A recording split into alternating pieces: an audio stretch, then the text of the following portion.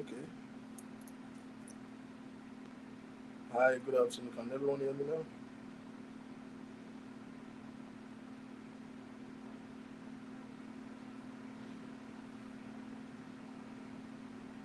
Oh, okay. I think you can hear me now. Okay. Good afternoon, good evening, good night, depending on what part of the world you're watching from. Ẹ kú lé o. Ẹ kú lé là ń kára lé ẹ̀kọ́ àbọ̀ là ń kéré àjò lọ́nà. Kó àtijọ́ là ń kẹ́ ní àárẹ̀ lọ́hùn-ún. I'm trying to polish my Yoruba presentations now. Bóyá mo ti máa tiẹ̀ máa ṣeré ní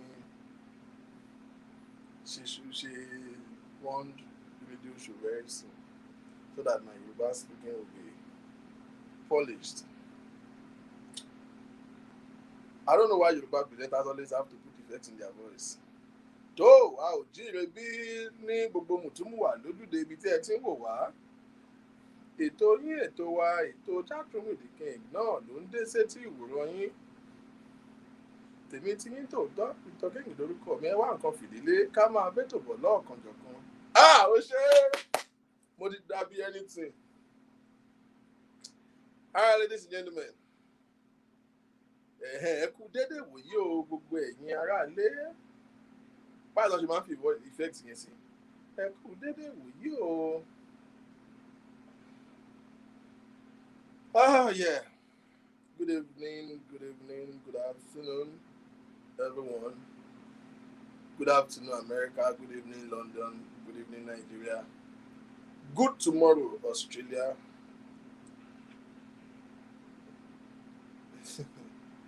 Omolara Fajumobi. Yeah. How is everyone doing? Ajoke Luashi. How are you doing? The way some of you are getting pretty lately. Ṣé COVID náà ni? Ó dàgbé kòró ìbẹ́yìn kan lára mọ̀ for real. Tolú ni mo ti fẹ́ pè ń pa lórí iṣẹ́ òye. Ìwọ bá o máa jẹ́ kó mọ̀. Èmi mo máa rọ̀ tá fún ẹ. How is everyone doing? Funke.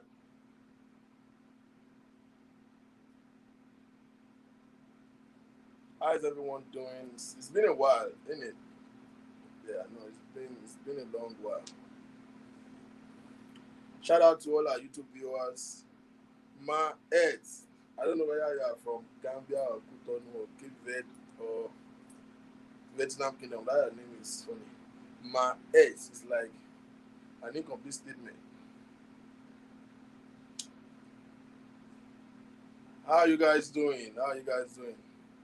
Ẹ̀ẹ́dẹ̀kọ́ àìrí ni àìbèrè ẹni gbogbo ẹ̀yin tẹ́ lóyà ọ̀ ẹ̀yin bíbù yìí lóyà ọ̀. I had a show the last time and I said I'm coming back tomorrow to finish that series because we wanted to finish the series of What Men Want, and for some reason God will direct us to start saying something else. And I said, okay, tomorrow I'll be right here. And I didn't show up. Hey, Kemi Lomonyo. Kemi must shoot. Let me tell you something. Téèyàn bá wà tó bá ń dáyé jẹ, tó máa ń dá kú ni o. Gbogbo bó ṣe long weekend yá rí o. Ẹ máa kó dá ó rọrùn. Ẹ máa dáyàn sílẹ̀ kankan. Àwa kan bọ̀ lóye yín. Àwọn wá pàdé ta fẹ́ lọ. A ti ránṣọ àìríbi wọ́ lọ. Ẹ̀yin kan lọ party every weekend. Ó rọrùn.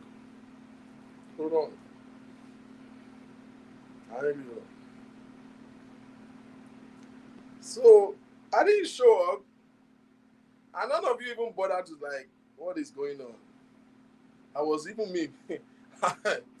Whoa, in this life you have not realized that you're on your own. Omar Jones. Oyo.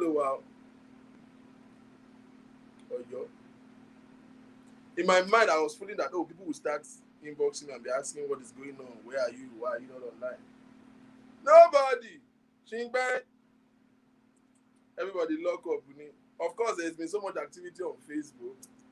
maybe I've not been catching up with those things. I mean, intentionally, I don't even want to see it. But I know there's been too much activity online, too much drama, too much drama. And for me personally, this is not to offend anybody.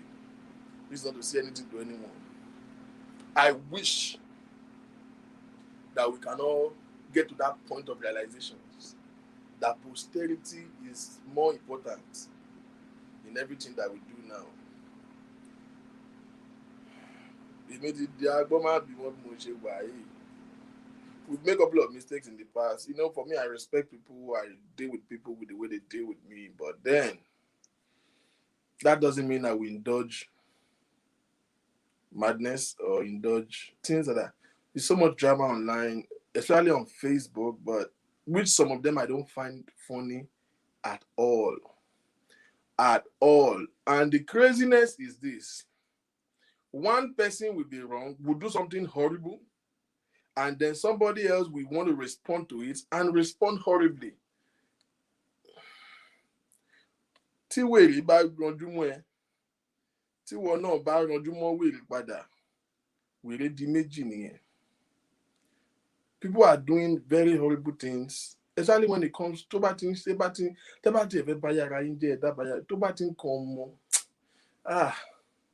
these children didn't ask to even be born. They didn't. I'm sure if they have the right to choose from heaven, they won't even choose most of the parents like you.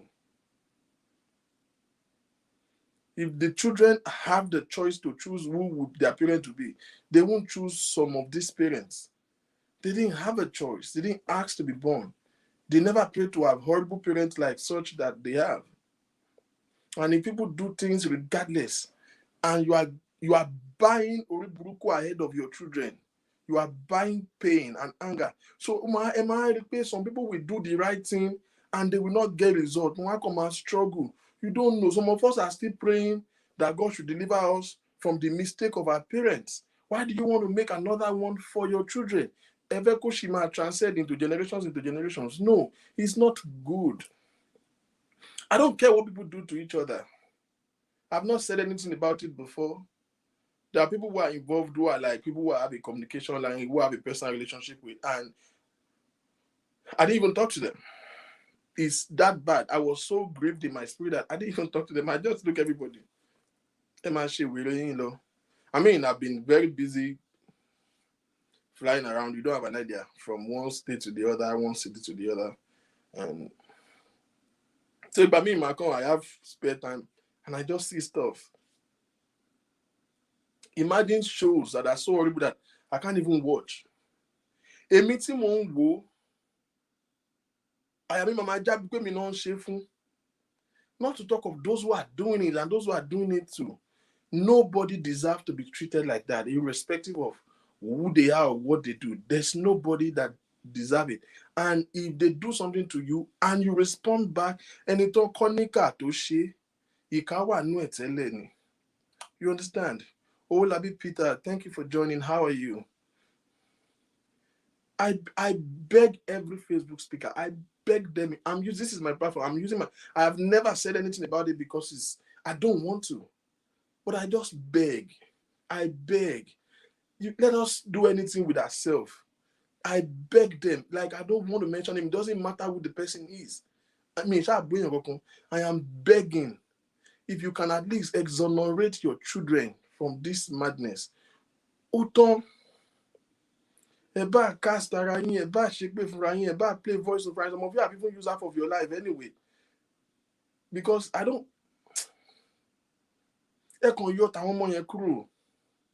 Regardless of what you do. Everybody, adults, the truth is anybody will bury anybody. Now, social media, now Facebook, take the children out of it. I beg all of them. Like, please. It's gross. And it tells something about who you are. It tells a lot about your personality. I spoke with someone, I said, Obadema down. Abi, you would have responded differently. Oh, if it is you, you will not take it. I know you. And I'm like, well, duh. Do you know how many times people have come for me and I've even pretended like I did not see it? Do you know how many times I've seen people that I don't have any business with, I did not do nothing to, and they will just take the show for me, or they will just say something that are not even true, and I will just look away. If I respond at all, is maybe it involves somebody else, and I want to have a sense of responsibility. If I respond at all, the only person I think I intentionally responded to will probably be, man ghost again. Pause and ponder. And we didn't play children. I'm not going to play children. The reason why some of you are stagnant today is because of the mistake of your parent. The reason why you are walking like an elephant and eating like an ant. Your life is freaking miserable and you're not even worried about that. And you are still making more problem. You are complicating issues for your children. How many of you can give your daughter to any one of these Facebook speakers' children? How many? How many of you will hear certain last name and you will not think very well before you do it? That's the way it is. Your children will grow up, they will go to school, they will mix with people. Don't make them answer questions that they don't have an answer to. Don't do it.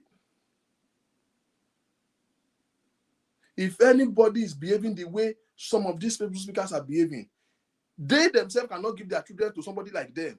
So why? It's okay, it's already rough. Before I even knew all of them, they've been rough. Anyway, in fact, they told me that it's been worse than this before. But that's not why we are here. I'm just a little bit, I could not handle it every time I see it. And I'm like, ooh, this is children. Children. Did you even ask for this? Because again, woman wonder. Sometimes when I talk about children, people say, oh, you are not a woman, I don't know if you shut up.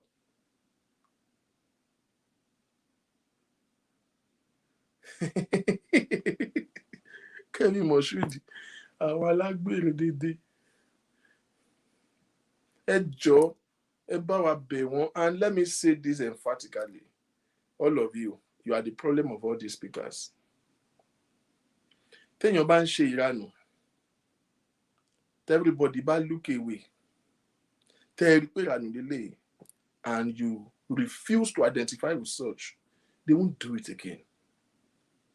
The day they start cursing people's children and everybody log out of their platform and it remain them alone, they will not do it tomorrow.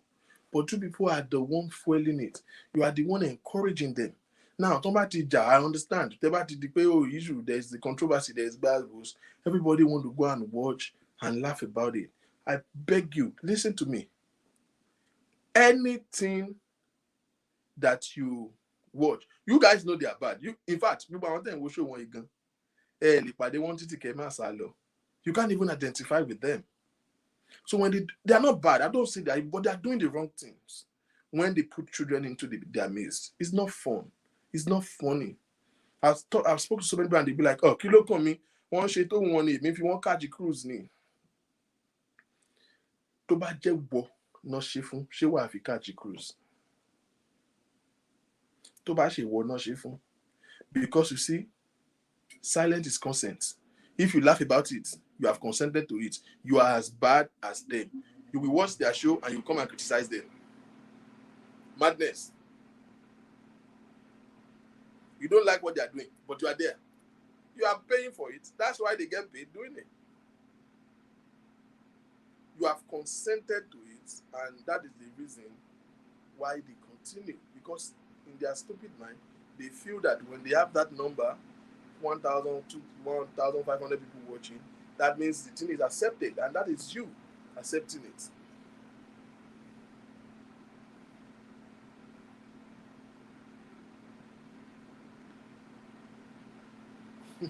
Àbí extremism ò dá, kò sí nǹkan náà láyé yìí, kò sí bó ṣe lè dá tó bá ti ṣe jù, ó máa dà ṣe tẹ́ni.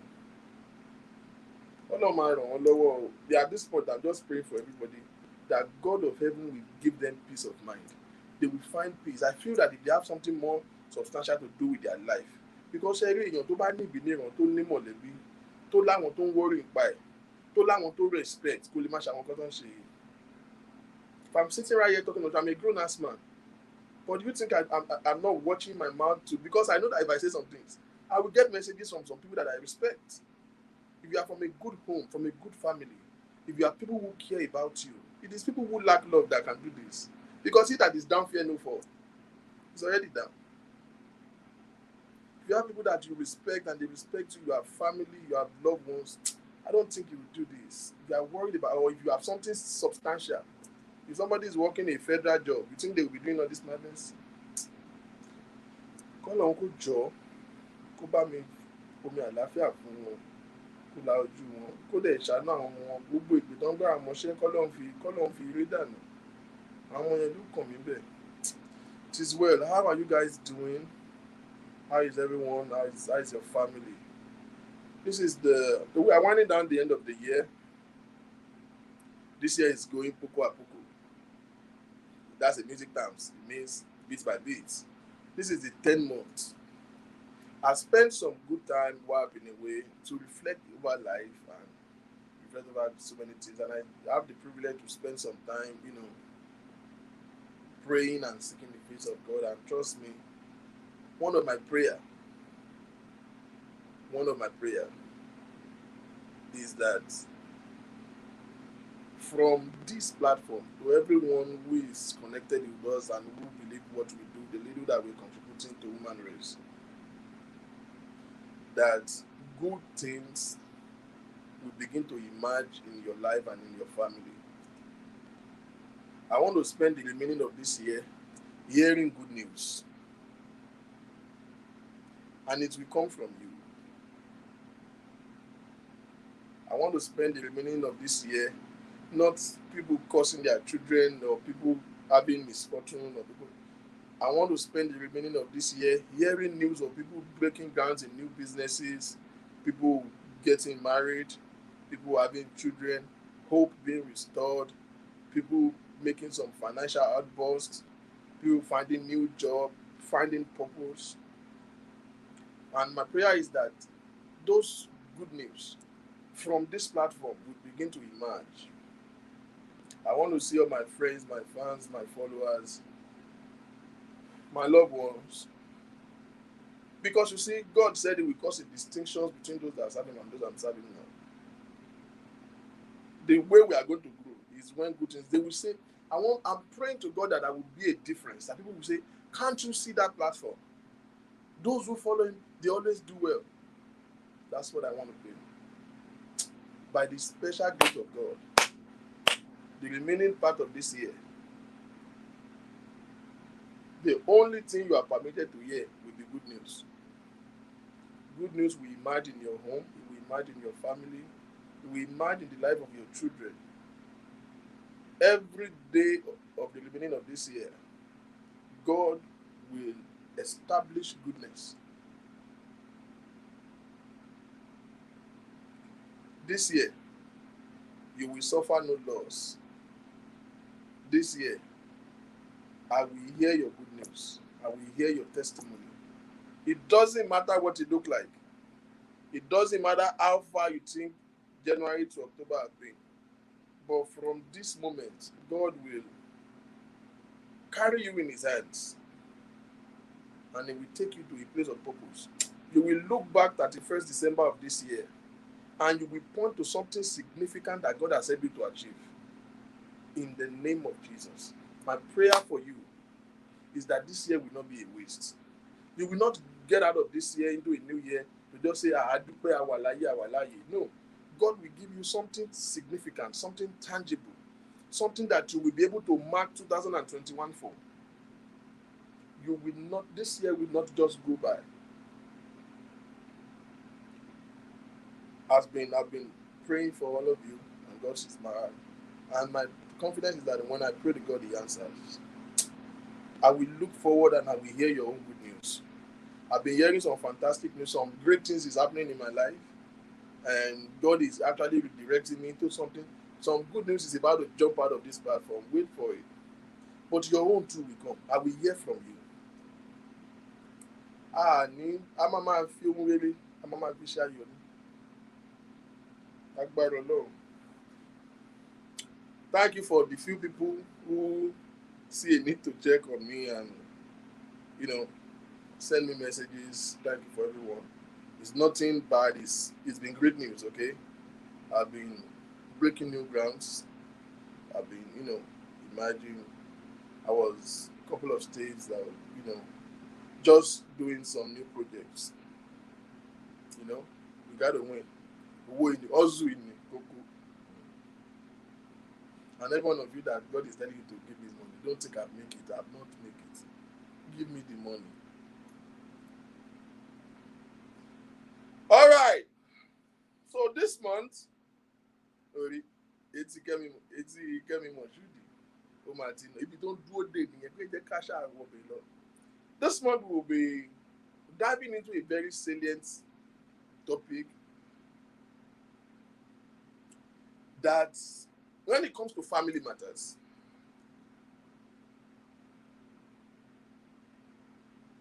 Kafila Talaga is my heel. Your own time has come. It's not that it will come. This year, you will remember this year for good. You will mark it down for something significant. Everything that you have been reaching your hand for, and it seems that your hand cannot reach them. This year, God will enable your hand. The hand of God will reach it for you. Help that is beyond your capacity. God is sending it your way, and so to everyone.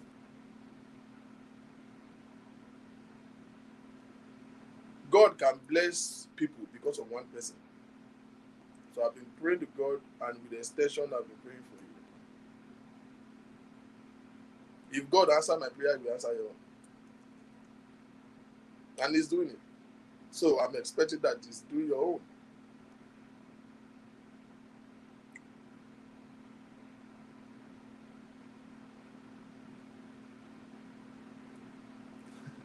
Princess Abioye, how are you? I think I saw your call one time, but I was just getting out of a flight in Nevada. It was tough for me, man. I've been good. How many of you noticed that I've even lost weight? Okay, you won't see because I'm sitting down. I've lost a lot of weight. If you are in Nigeria and you are watching me, you don't know the value of Eba. I'm sorry for you. Until you go to a place where you cannot see African food. Ladies and gentlemen, you had Jemmy for the past 2 weeks. But the jẹ pizza rí mi ti náà in fact mi ò rí pizza òun gan jẹ pizza ẹ̀yẹ kan péré mo jẹ pizza salad ni I've lost weight like crazy. Everybody see me like, what's wrong? Are you sick? All right, let's get into it. We don't take our time anymore. Don't mind me, my sister. I want to draw that back from I know. I just get into a new project that involves me traveling. I'll be traveling again in the next 1 week. Texas. I'll be in Texas by the end of this month.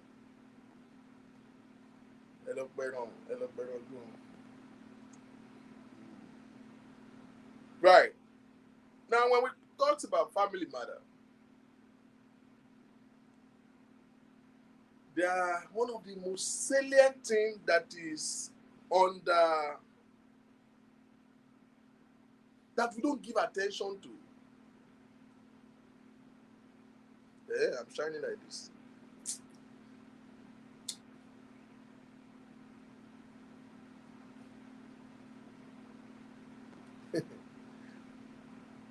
One of the most crucial things when it comes to our life as adults, as family matter, is the concept of intimacy.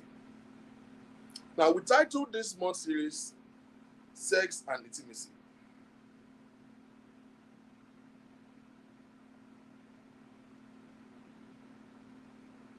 Sex and intimacy. And it is very easy for anyone to take a positive assumption that is the same thing. Now, I'll be talking most likely from the perspective of those who are married. But I will definitely talk of those generally as adults and those who are probably in a relationship, those one of you who are still in a relationship, and those of us who are Baba no regrets and Mama Dagwe, we will cut across because it applies differently. You understand? Whichever phase you are in life, it applies differently. I hope I'm being audible enough. I'm trying to raise my voice because I'm only okay. Sorry, okay. But I'm not here. Mama do microphone bad again. How about audible enough? You guys can hear me, go. It's very easy for us to assume that intimacy is the same thing as sex. But no, it's not. Families are raised, people come together, and they talk about every other thing, especially those who marry under religious precepts. While people are dating, they talk about, I don't want to assume that for while you are dating, but then, those of you who are married will agree with me that before dating, for marriage, there's a way you fall when you are licensed to, when you have a license to mother. Are you there? It's always different. It feels differently. When you begin to have a sense of ownership, when you don't have anything reminding your mind, it's different. You just, lose God.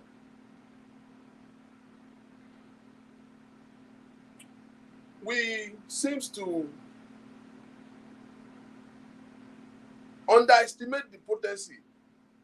We seems to undervalue the most crucial thing. Now, let me tell you what I read online.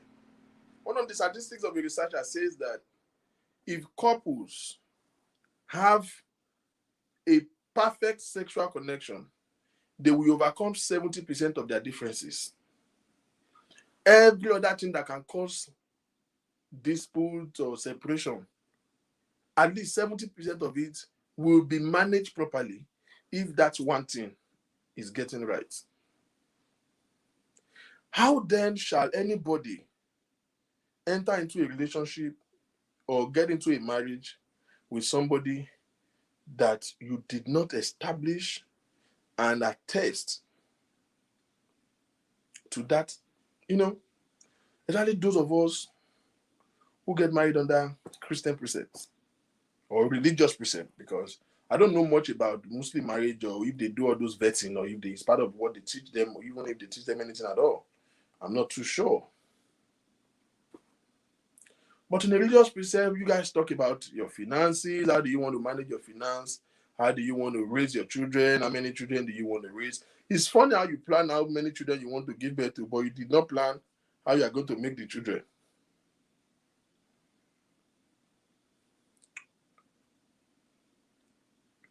We talked about everything and everything. We talked about everything and anything. But let me tell you very profoundly.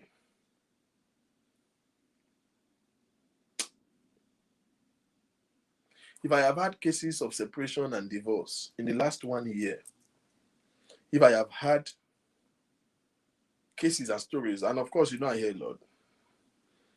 By the grace of God, I speak with people who, confide in me and tell me their stories, people who are, going through a moment of separation, a process of divorce, heartbreaks, and God help us to give one or two counsel that just at least makes them feel better with themselves or ease their pain. And I tell you what, if I have seen or listened to 100 cases of marital dispute in the last 1 year, at least 90 of them in their story, one of the problems is that they became sexually disconnected. At least 9 out of 10. Once you are sexually disconnected, you will be emotionally disconnected. And once you are emotionally disconnected, you begin to teach yourself how to do away with each other. That is why it is easy to just... Because you see, there is no relationship that offenses will not come. Offenses will surely come. what is expedient is what is our common ground. Where do we where do we have, like, where's our meeting point where we discuss and resolve our differences? Once that savor is missed or it's displaced, that's it. A religious mind, anybody would tell you that, Shon Jewani. My sister, tó bá yẹ kó oúnjẹ ni, ìbádà, kì í ṣe oúnjẹ. Life ni. Something dies in you as an adult. Like, it is that bad. But let me start by distinguishing between these two concepts. Or let me establish that sex is not the same as intimacy.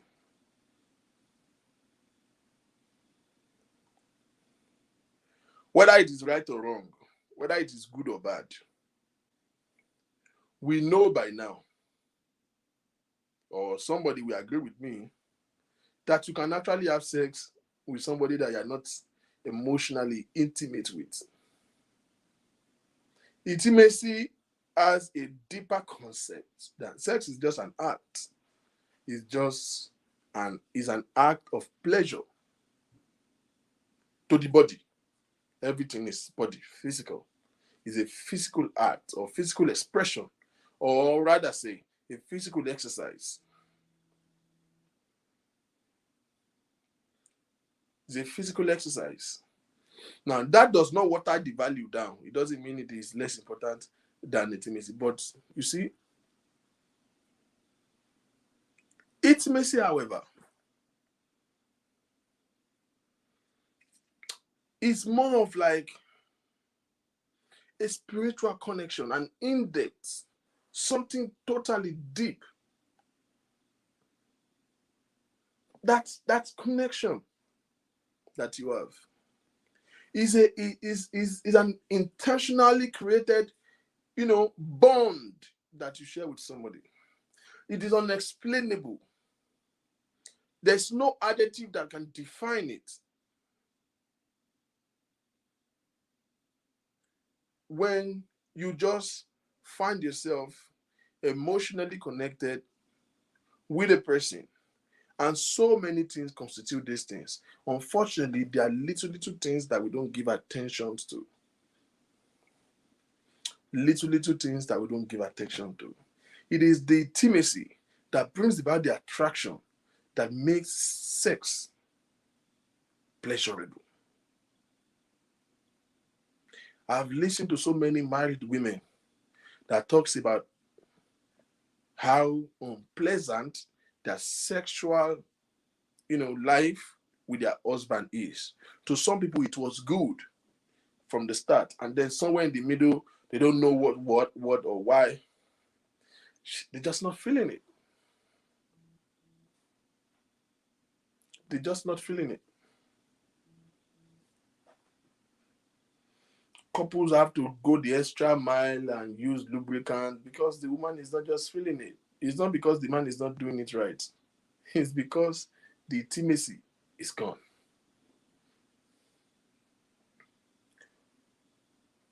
So, auntie, instead of you learning how to suck dick, learn how to establish an intimacy with your husband. Because you see all those sexual activity, will come naturally. I will tell you a couple of stories. I hope your children are in bed. I should have added 18 plus. This is an adult. I'm not going to be telling you private parts. No, Marco Bonio. Take your children to bed, though. That's why I intentionally waited till is, night, at least in most parts of the world, except those of you in America, get an earpiece now. You get why. If you're at work and you're listening to this show, God no go shame you. Get an earpiece. Because I'm not saying organ in the come. I don't know how we try to polish things that we ordinarily do.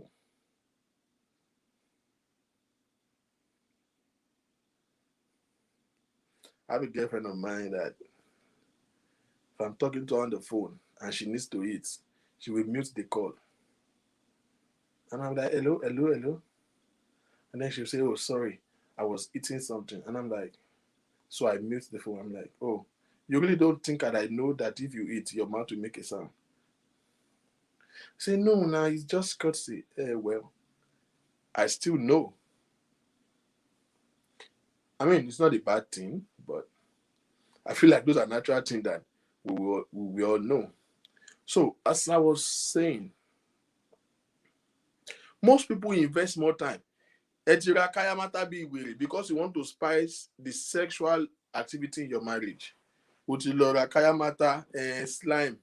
If you use this one, it will be slimy. It will be slimy. The question is, who told you that it's every man that likes his slime in the first place? You have done this. In fact, your self-esteem is already getting messed up. Maybe your husband is even fornicating. You have catch him. So in your head, you think that it's because you are not good. Your dick game is not on point. So you're already reprimanding yourself. So you are trying to make efforts to spice things up. You are trying to make efforts to create that spark in your marriage. But you are focusing on the sexual activity rather than focusing on establishing the intimacy. Is anybody following with me? As little as the minutest things are things that causes a barrier in your intimate life. Intimacy don't start when you are in bed at night. And let me talk to the men most importantly. Intimacy don't start because it's weekend now, you are planning to fire. Intimacy is a way of life. Is a state of acceptance, appreciation, and expression. Somebody help me write that down. Because that's everything we're going to talk about in this series. Acceptance, appreciation, and expression. That's the three modules of intimacy. The state of acceptance, the state of appreciation, and the state of expression. You accept, then you value. You place a premium on it, and then you express based on the value that you have placed on it. So by the time you get to the field of play, when it comes to the sexual part of it, things come naturally. I was talking to somebody and he said, oh, it's a medical practitioner. So he said, oh, I heard people do this here. And I'm like, you heard or you know? I'm like, what is that? People putting their mouths in a man's penis. I'm like, you mean suck dick? Then he goes, ew, I can't do that. I have a girlfriend who said she don't like, I don't kiss. Why? Like I don't like kissing.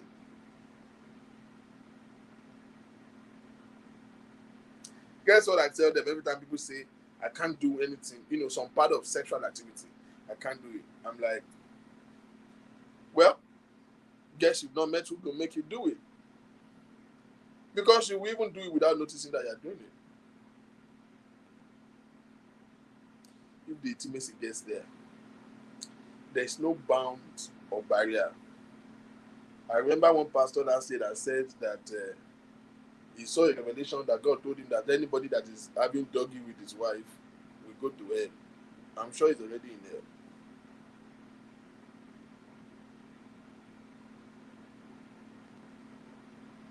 If the intimacy is right, the sex just comes naturally. So all the kayamata that you are buying and the boobs enlargement, butt enlargement, it's good to take care of yourself if it works, if it helps your self-esteem and all of that.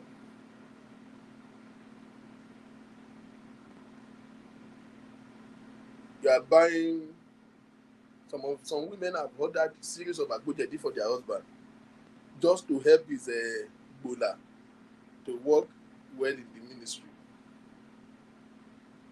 You have done so many things because you want to. They say they want to spark up their sex life. Sex is not a life. Sex is activity. Sex is an action. It is your intimate life that you have failed to focus on. And that's why your sex life is messed up.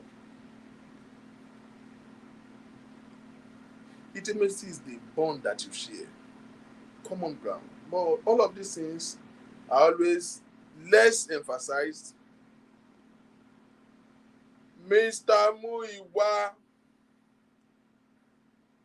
I'm supposed to call you Mr. Muiwa. I was in California a couple of days ago. What's the name of this place? San Diego. I was in San Diego. How are you doing, sir? I was in San Diego a couple of days. Then I was in Nevada. There's a place called Reno in Nevada. It's like 1 hour, 30 minutes to California. Then I now came to San Diego.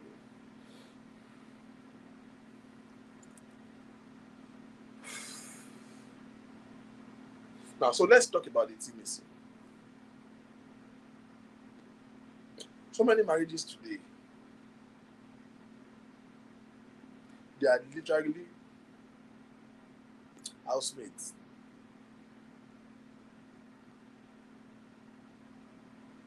I mean, these are personal things, so you don't have to say it or you don't have to write anything. But if you are here listening to me, you did not travel, your husband did not travel. Whether you are married, whether you are just cohabiting, you are dating, but you sleep together. And you are not looking forward to bedtime, there is a problem.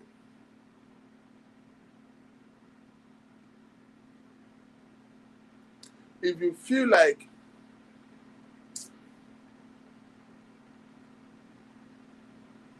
the day is at home or that day house, and you feel like he's already doing that fele in the afternoon during dinner time,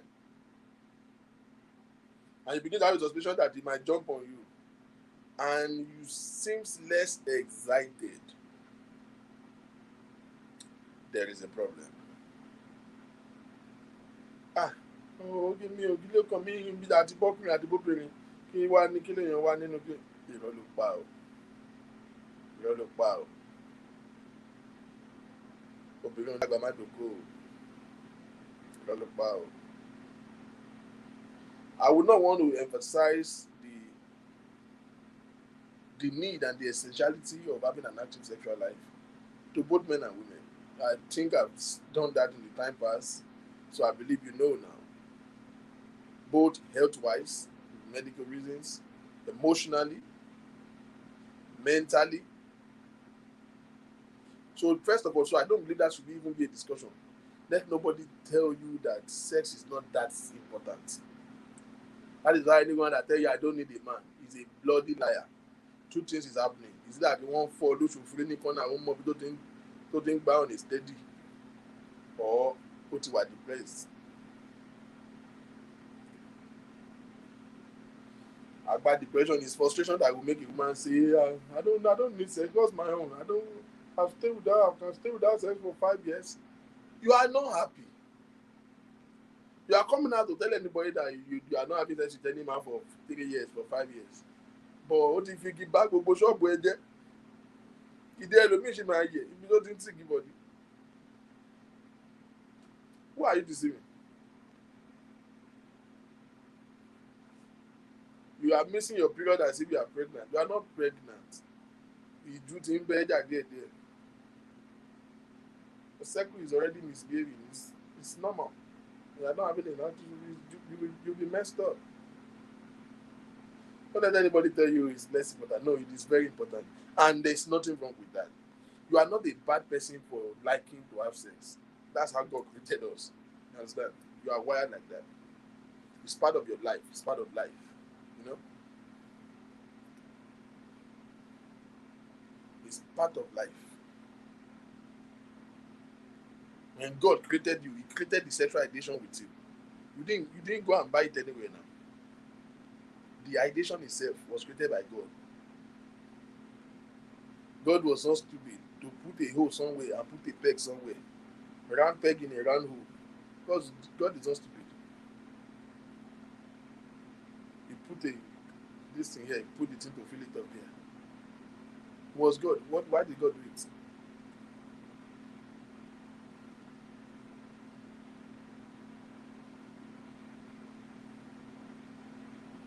Ẹlòmíì ni ó ní dildo, ó ní vibrator, ó ní instigator, ó ní electric. Gbogbo igi tó gbogbo wa kan fi igi bá clitoris yẹn jẹ́ dànù. Gbogbo kó lè dàbí má tàn ra ẹ̀. Má tàn ra ẹ̀. Ẹni fi igi yẹ gbogbo vertebra yín dànù. Kó lè dàbí. Òun ló jẹ́ kó máa kanra káàkiri. Gbogbo ṣe ibi iṣẹ́ gan wọ́n ti mọ̀ pé nǹkan ṣe. Everybody rọ́jú sí ẹni. You have used weight loss. O ti ra trimmer, o lọ gym, o torí ẹ̀ lose weight. Doko. You are losing body parts. It's nothing. I'm dead serious. You are losing body parts. Kì í ṣe nǹkan kan. Gbogbo slimming tí o ní kò ṣiṣẹ́. Solóògùn dèké ní bọ́dí ẹ. Slimming tí ṣiṣẹ́ ìwọ ni ò ṣiṣẹ́ fún. Torí pé àwọn kankan wà tó ti kú sára tó dé.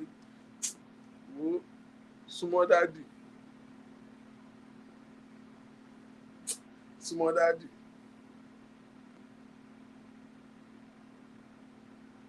It makes you just add unnecessary weight. It's not even about weight. You will just lose body fat, period.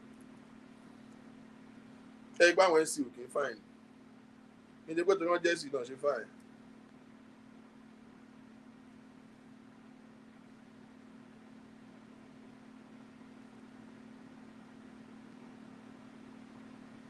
Orí gbé body cat yẹn ò dúró dáadáa.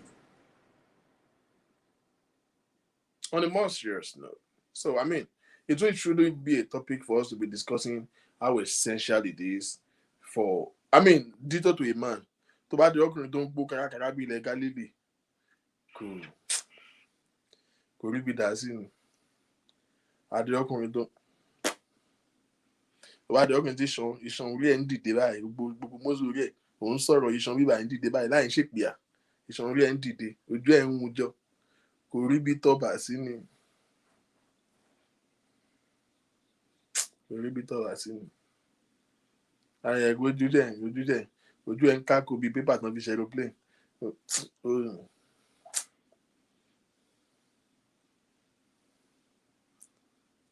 Ayọ̀délé kó máa wà alright last mo kìlọ̀ fún yín tó.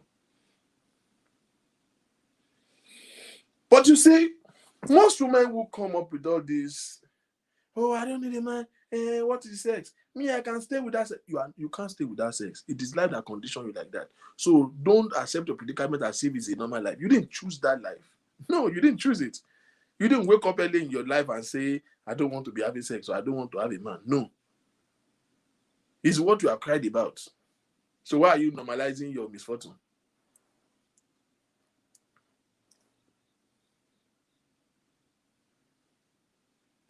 Don't normalize what is not normal in your life because you want to be socially acceptable. It's madness.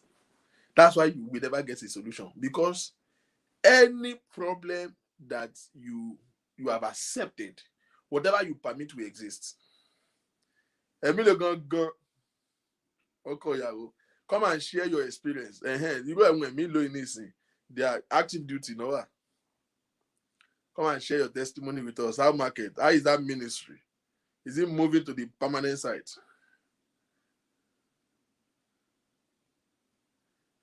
Obiago, I did not say anything.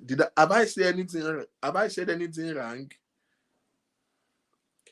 Emilio, how is the ministry? Is it moving to the permanent site? Bíbélì wípé ọwọ́ ọ̀tún Olúwa ń ṣiṣẹ́ agbára.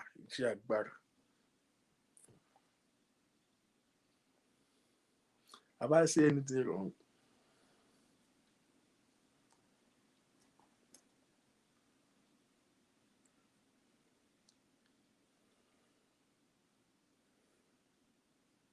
The ministry is moving forward. It'll be like when we dey date you. No, it should be more now. Now, don't worry at me though now.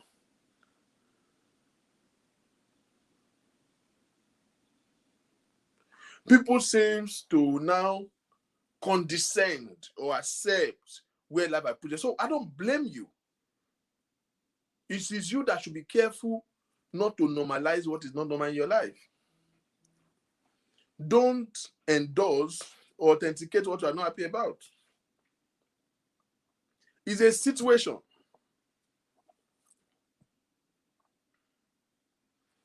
Okay, yeah, this I've been waiting for this.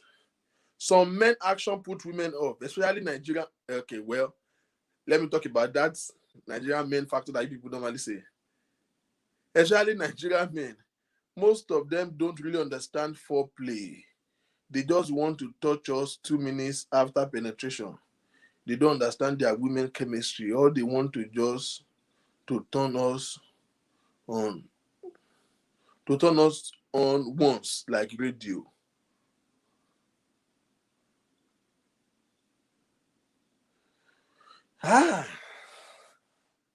Labeni want to kickstart me. Me, let you baby and over you. But since you said it,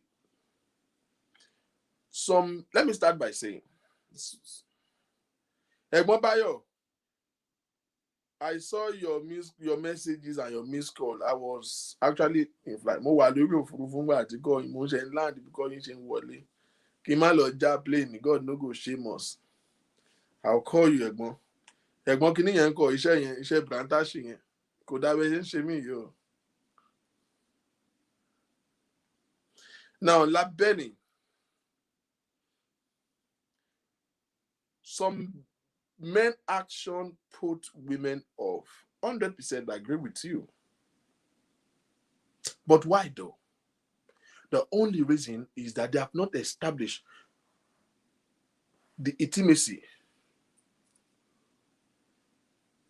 They have not established an intimacy before they want to go into the act of sex.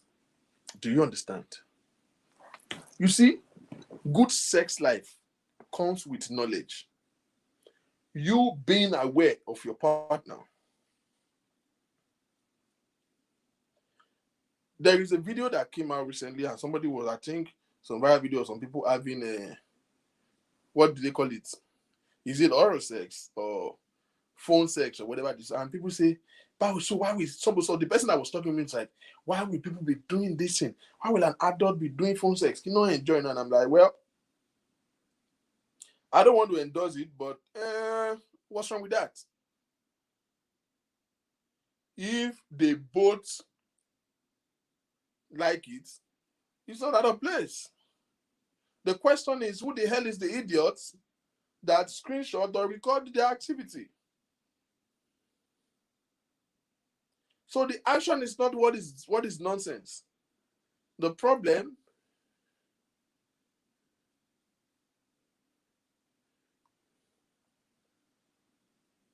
okay, Labelle, we'll get there. So it is, the problem is that they I feel like these things are what people should talk about, which might be sexual. I don't know how any normal adult, see, when you are 17 years, 21 years old boy, 21 years old girl, sex is a thing for you, like, you are curious to see what it is. But for an adult, I'm talking to an adult right now, sex should not be, it should be like, your sex should be like a reaction to an in-depth knowledge and affection that you have been able to establish. Do you understand? I will say this emphatically. There's no man that will tell me that he's sexually satisfied. You will never be satisfied with Olosho. Because I don't know. I've never done it by the grace of God. And I can raise my hand for that. Never in my life. I don't have any reason to anyway. Why? Why should I? Like, you sleep with a prostitute. You don't even know her. There's no way you will get that satisfaction. Ditto to a woman. Now see, the man who is just touching you for 2 minutes and Priam, you want to penetrate. It's because he's approaching you with a selfish ideation. He's not coming to do you. He's not coming to do anything for you. He's coming to do something for himself. Intimacy is missing. Let me explain to you what the sexual life should be in an ideal situation. I want to explain intimacy from 3 perspectives. Acceptance. A boy meet a girl. Who be that sweet girl now? He get nyash, he get breast, he get sense, he can't sabi cook. Normally, you be wife material. Whatever it is, whether it's the nyash or it's the breast or it's the sense or it's the cook, something create an attraction, right? The attraction of every woman. You spot this girl. Ah, man, I like this babe. And then there was communication, right? They get to talk here and there. Physical features can create an attraction, but it might possibly not be the reason or the only reason for appreciation. That is why it's expedient. Fuck your friend. Okay? Fuck your friend. What did I say? Fuck your friend. That is why. Now, I didn't say you have to sleep with your friend. Your friend can be your husband. If your husband is not your friend, first of all, your marriage is a problem already. Because you see, that connection will be there. Somebody that you have established relationship with is what you should have sex with. It's an abuse for you as a woman to sleep with somebody that you don't have that connection, that relationship with. It's an abuse. It's an emotional trauma. So you will get to the point of appreciation. What does that mean? You begin to find yourself in him and find him in you. You have shared bond. This comes from, series of communication, share things together, do things together. You get to know him to details and begin to appreciate certain values about him. This value is what will now be drawing you. When he's not around, you're thinking about him. You feel so. You salivate for him. You know what I mean by that. You look forward to him. You look forward to his presence.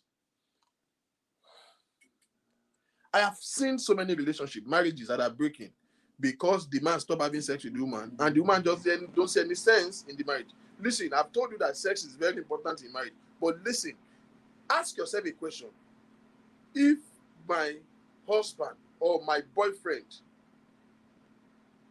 if his dick stopped working today, will I still be in love with him? You don't have to answer. Answer yourself. If my husband and my boyfriend that I am with right now, if his dick stopped working today, will I still be in love with him? If your answer is no, ladies and gentlemen, you don't have any intimacy with him. You see, because intimacy is not sex. Intimacy is enjoying each other's company, having that aura.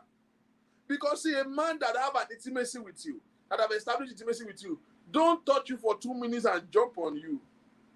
Every part of your body, see. Ẹ̀gbọ́n Báyọ̀, kí ni ìtumọ̀ ilé? How are you and your beautiful wife? Which wife did you give me? Ẹ jọ̀ọ́ o, mò ń gbàdúrà, mo bí tọ́jú àti máa gbà o. Ẹ jọ̀ọ́ o. Single ti ń sú mi díẹ̀ mo ti ń plan. Next year, mo máa bẹ̀rẹ̀ sí ní plan àti serious láti marry. Next year, I will start planning. So, till 2023, ká tó dìbò ṣá. Bóyá next year, bóyá vision 2023, bóyá màá marry last. Ẹ má fún mi bad luck o. Ẹ jọ̀ọ́ o. Àníyá ìwé. Ẹ bá mi bẹ̀ bọ̀dá Báyọ̀ o. What did they do?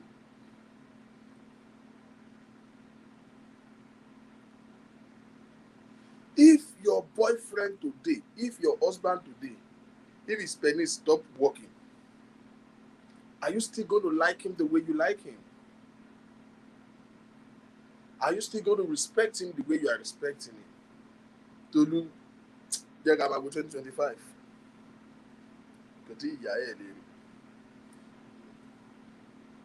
Are you still going to be attracted to him the way you are attracted to him? The same way you should ask yourself this same question. If for whatever reason you can't have sex today, will your husband still remain with you? Will he still enjoy being around you? Will your boyfriend still stay with you? Now, Ben is what am I waiting for? Exactly the point.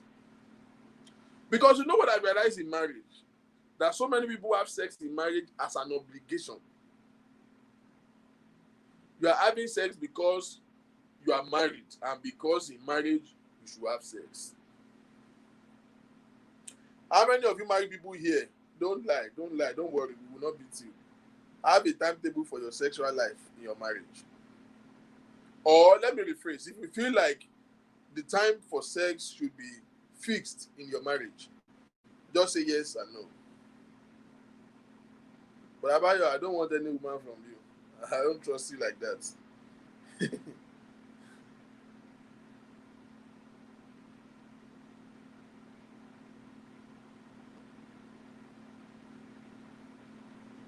If you feel like in marriage there should be a fixed time for sex, say yes or no. I will book you, but Abayo.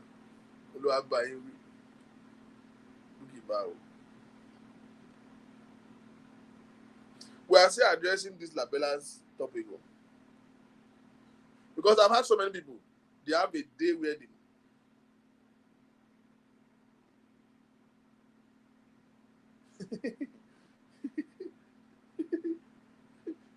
Labelli the hot. I swear to God. Now, I've seen so many couples that have a date or time. They have like, okay, we have sex on Saturday or Sunday, or we have sex every three days, or every 4 days. As structured as that would be, if you already have a timetable for your sex, man, sir, your intimacy is missing.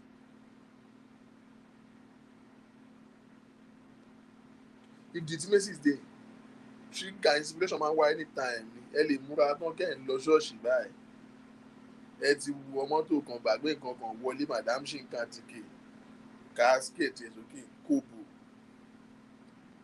àdúrà yín gan ó kun ẹ̀bùn lẹ́ máa fi pè tẹ́ bá dé church, you know.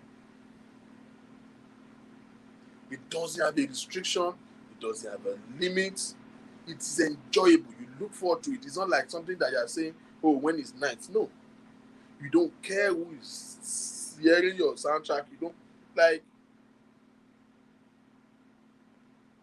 Sex becomes more enjoyable. If you want to have a good sex life, this is what I'm saying. Have established good intimacy. And if you cannot establish, if you have tried and you cannot establish good intimacy with a man or with a woman, don't stay there. Keep it moving. Why would you marry somebody that you don't have an intimacy with anyway? Many people marry for so many reasons. Oh, he will take care of me. I feel that this one will take care of me. Or I marry him because he's an elderly person. This one will not cheat on me or he will not disturb me. I've heard a couple of that. He's an older man and I feel like I will feel safe with him. So you marry him. Of course, those who have done that will know that that's bullshit. Agba okogbon.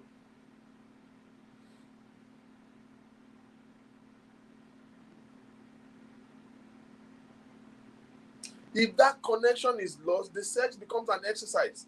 Sex is supposed to be a pleasure, then it becomes an exercise. If you have, as couples, you still have to depend on lubricant for you to have good sex. You are having sex with your wife, she's waking up tomorrow, and she can't even walk well. Her tide is hurting her. something is wrong, man. Nigga, you are doing the wrong thing. Some men really think for you to be banging, bah, bah, bah, bah, bah. Harder, harder, harder. That's why you think she's satisfied. You are mad. Go and find out. It comes from study, understanding. It's not how hard you hit it.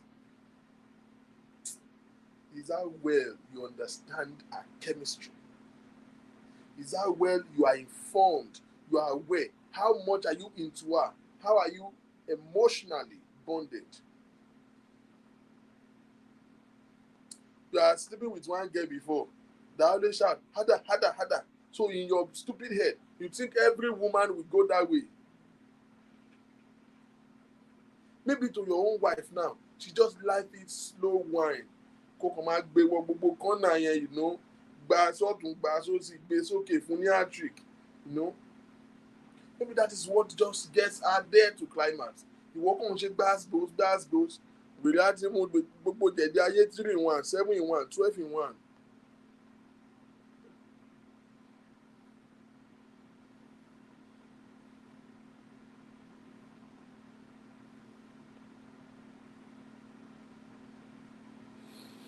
Most of the times I think it's religion, especially men from TAC. What's TAC? Is that the Apostolic Church? They lack experience. Mind you, they can be good in every other aspect. This is your deal of every man.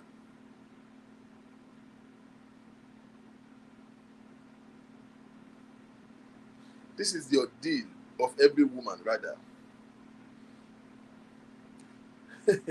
I watched a skit on Instagram, and the lady was saying, why is it so hard to find the husband? Why is it so hard to find a good man? That if you find the one that is handsome, is arrogant. You find the one that is humble, he doesn't know how to have good sex. You find the one that is successful, he disrespects you. You find the one that is poor, he's freaking insecure. It's almost like the one that will respect you doesn't know how to hit that shit right. The one that hit that shit right cheats on you. Like, why? That's exactly what Labeni is saying right here. For the most part, it is a religious mind that conditions us. Two things, religion and culture. How many of you here, those who are married, and those who are actually in a relationship, how many of you here knows that, how many of you here, now, I want a practical response now. Married people or those who are being married or those who are in an active relationship actually have certain things you want sexually, or you have certain sexual fantasies that you have never discussed with your husband. All liars will go to hell. How many of you here have certain sexual ideation or sexual fantasies that your husband don't do, but you are afraid to discuss it because you don't want to look like you are corrupt or you are bad? Let me see your hand. Let me see your yes. Let me give you an example. You want the man to hit that shit. You want them to lassisi you, you know, to shine your Congo. But your husband have never done it. He has never done it. And you never said anything about it because you don't want to be perceived as being corrupt. One day he move his head towards your under, you think he's going there. He just pass it away. But you want that shit. Guess what? You will cheat on your husband one day because one man will knock you one day. Because you see, sexual addiction doesn't leave you. He stays there. He stays there. I can bet it with you. Over time, you will soon cheat on your husband. You don't want to. You are not a bad woman. No. You are faithful, but you will cheat on your husband.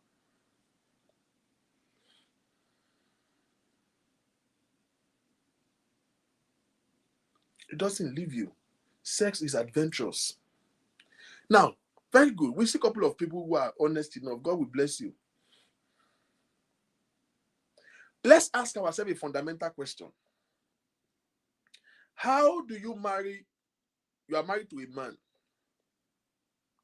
which by implication means that you are not permitted to sleep with any other man, right? All your life. Some of us here have like 50 years to live. You are going to stay with this man, and yet you are signing a contract that will not cover everything that you desire. Is that not stupid? Again, let me ask you, is it not insane that you're married to one man out of all the men in life, and you are still worried or afraid to express yourself to him? Is that marriage, or is it mental slavery? But I'm not judging you. I understand you. It is a function of the culture that we come from that makes it look as if the discussion of sex makes you perversive. Discussing sex makes you inappropriate because we have to say dick and pussy. It looks as if, oh, you are talking to a 40-year-old man, a typical African man. So, yeah, man, you not put it in the pussy. And I'm like, oh, pussy. How, wow? Only circle so near. Oh. You are saying it in your head. It is hypocrisy that is eating us up in Africa.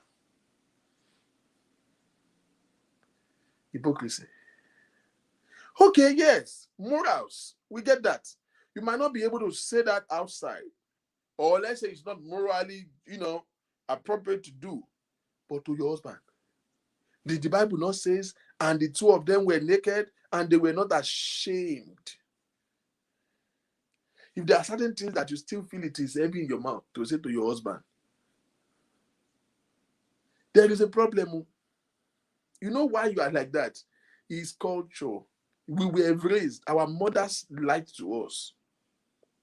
Our parents, please, I want to beg you, parents, please don't ever anybody tell you that the way our parents raised us is right. No, they were wrong. They were wrong. Our parents taught us not to lie, but they raised us by lying to us. If you lie when you are small, they will beat you that you should not lie. It is bad for you to lie. But how many of you female child here were raised as a child and your mother tells you that if a man touch your body, you will get pregnant? Is that not a lie? They've raised us with lie and they think it is okay. They raised us with two elements, lies and fear. You go into a dark place, they tell you, Ojuju, I would call Ojuju for you. If they want you to stop something, I will call Ojuju, will come and carry you. Implant fear in our hearts and raise us with lie and deception. You don't have to. That is why we grow up as an ignorant fools, that we don't know certain things early enough when we are supposed to know it. Matter of fact, that's why some people end up getting pregnant too early when they are not supposed to. That is why some of you or some of us make poor choices when we now grow up to as an adult to choose who we want to be with. We were not really exposed into the real world of relationship and sex and intimacy, so we make poor choices.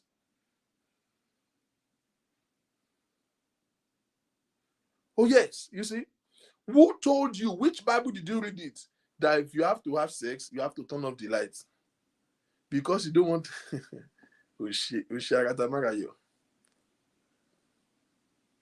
How many of you are still doing that nonsense? You want to knock your husband like you are married. You want to knock your husband. If I do that, you work pano. Ondo yonju den tie fun. Show ya will. Is it that you don't want him to see your vagina or you are afraid of looking at his penis? I have seen married women getting dressed in their own house and they're still using towel like this. They will wrap, let me take my duvet here. They will use the towel like this around their neck while they're dressing up. Married woman. How can you have that intimacy? How? Who is deceiving who? OTB momenta. Who de shin panodoko. We didn't share. Oh, they are okay. They are afraid of eye contact. Eye is pushing you. Then your momenta. Eye is pushing you. You can't say You can't, if anybody mention penis in your presence, you will say, ah, only sokuso. Ọdọọdún ló dẹ̀ ń lóyún. Ọdọọdún náà ó ti sọ ọ̀rẹ́ ẹ̀dórógbó. Ọdọọdún náà yorógbó. Ọdọọdún náà Hausa. What's the point? What is that called? Hypocrisy. Who is deceiving who? But you see, we are raised like that.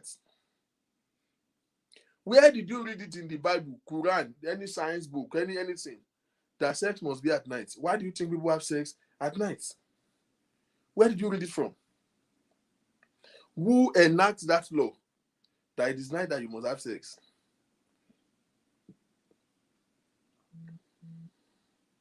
Where did you read it from that it is on the bed that you must have sex? Is it part of your marital vow that you exchange? A man is sleeping with you, you have given birth to one, give birth to two. Madam Amokun Dokoso Mahuletonrai. The day visitor come to your house, you can't have sex with your husband. Because I say, oh my God, àwọn àlejò wa máa gbọ́. Àlejò yẹn mọ̀ pé òǹdókò. Àlejò tó fi lé ilé tó wá sùn lé ẹ̀. Tó bá gbọ́ soundtrack ẹ̀ kò. In fact, dún pa. Tí ó bá láìkẹ́ kò má wà mọ́.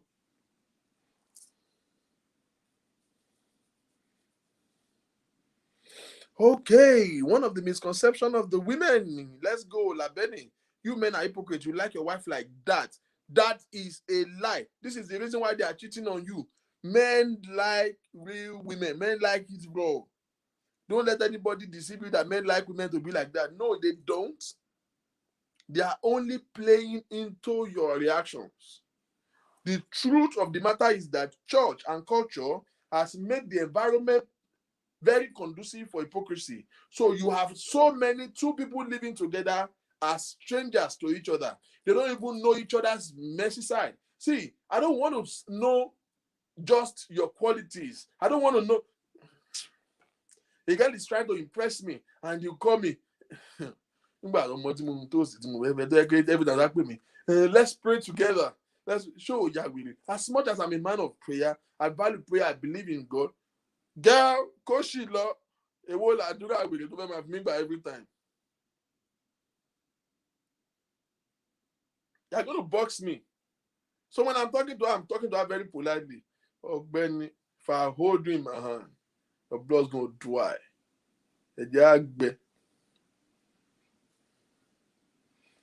just playing into your. Meanwhile, you are trying to be cautious. Oh, whether be omo buruku, ta long form. Kò ní pay later. Because ọkọ yẹn náà máa meet ẹ. Ẹ máa fẹ́ra yín. Ẹ made one cautious and cautious. You are dealing with him consciously. He's dealing with you with courtesy too. You end up getting married together. So your husband too. How many of you here, your husband just come on one day, hit you some kind of way. You now look like, this move is different too. You now go and ask him, your mind is telling you, daddy fẹ́ mi. You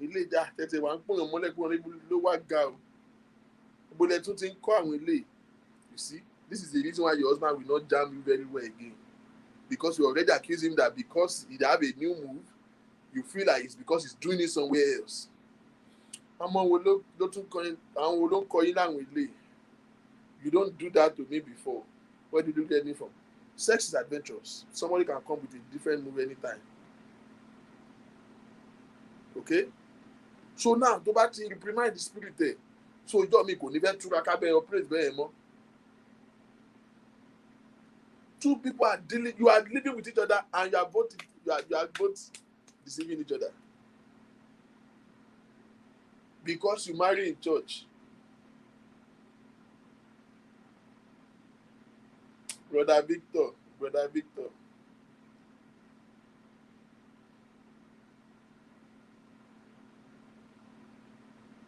Like that. Some wicked men want their wife like that. The car entrance. The day I changed the game, I paused and looked into my eyes. He asked who taught you. Okay. Yeah, you see what I'm saying? It's bullshit. Because at the end of the day, you are just dissatisfying yourself. Men, let me talk to you. You see the wife that you are going to marry has been somebody's side chick before. It's been somebody's girlfriend. This is nobody learn how to have sex from heaven. Nobody learn how to have good sex. In reality, hear me, women. There's no such thing as every woman is innate. There's an innate ability in you. You want to activate. This is how we do. Sex is adventurous. And sex, nobody learn how to have sex. At the same pedestal. Ìwọ tó bá ṣe wà exposed tó ṣe wà knowledgeable tó, and tí mind ẹ ṣe wà open tó, ló ṣe máa wà involved tó. You understand? It depends on how open-minded you are, and this is it. A girl that probably have sex for the first time in her life at 19. I mean, averagely, typical Nigerian girl, maybe 19, 20, 18. Some of you started earlier than that. Good luck to you. And some started pretty late, like 23, 24. It doesn't matter when you start. It doesn't matter how many times you've had sex. It's always a function of who you have been with. Hello, me. Kò kọjá vicinity ẹ̀yẹn rí lálẹ́ ayé ẹ̀. Àwọn ọmọ àṣẹ ibi tiẹ̀ náà dẹ̀ ni. Some men, they don't have the avenue. Let me give you a practical example of myself. Do I know stuff when I was growing up as a guy? Yeah. I grew up among crazy human beings. I know shit. Am I that born again that I don't want to like be knocking like crazy? No, I'm not. I want to knock like mad. But I don't have the avenue. All my siblings are out. They are in school. I'm the last one of my house. Okay. I live with my mother. My mother is like parasite. My mother is SU, and she's nosy as hell. My mother will wake up at midnight till I got married. I mean, I moved out of the house just maybe like a year and a half when I was planning to get married. But my house is still not far from my mother's house. Till I am an adult, I'm working adult. My mother will wake up at midnight in her room and come to my room like this. Just open the door, look at me. Sometimes I will be sleeping. My mother will come to the room. This is me sleeping. This is my age. My mother will come to the room and she goes, I'm sleeping now.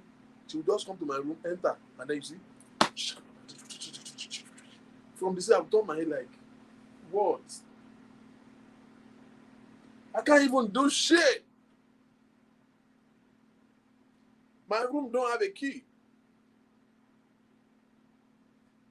And I was poor for the most part of my growing up stage. I can't afford a house. There was time I moved away from my parents, from my mother, and I was living with my friends. But it's like 4 of us living in one apartment that has only one room. And it's one of us that owns the house. If he doesn't like your face, he will kick you out. It is when your girlfriend comes that he will come and sit down or go and lean. If you see your girlfriend coming like this, all of you are chilling together since. So once you see your girlfriend coming out of that, the toast, girlfriend. Our don't be our bad. Him that owns the house, it's like 3 of us living with him. Him that owns the house, he doesn't know how to talk to a girl. He doesn't have a girlfriend. But our come to just go buy one, get one free.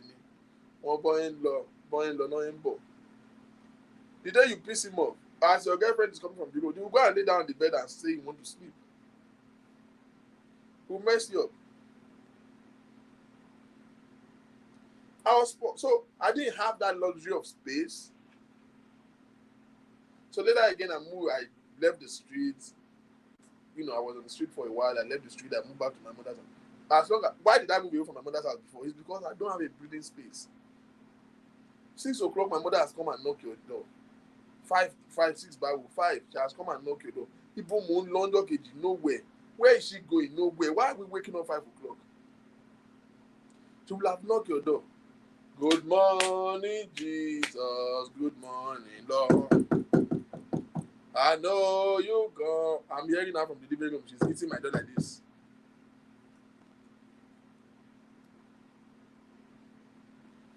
No space. She's not stopping me from having companies in the daytime, but no girl can sleep in my house. No girl. In that daytime, she say, "Báwo ni my dear? How are you?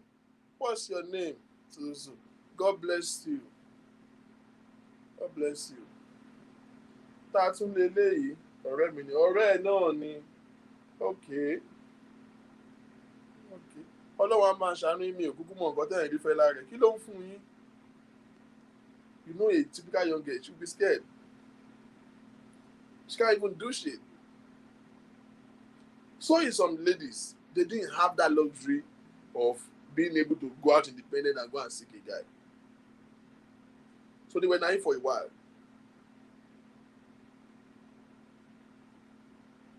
And some, they've attained that independence long ago. So many average Nigerian boy, girl, child, they gain that independence, that dominance when they get into our institution. You know? So it's not about how many times you've had sex. It's always about who you have been with. So a typical guy, now let's say all these church guys, right? You are marrying a girl that evidently is not a virgin. But tell him what you are into.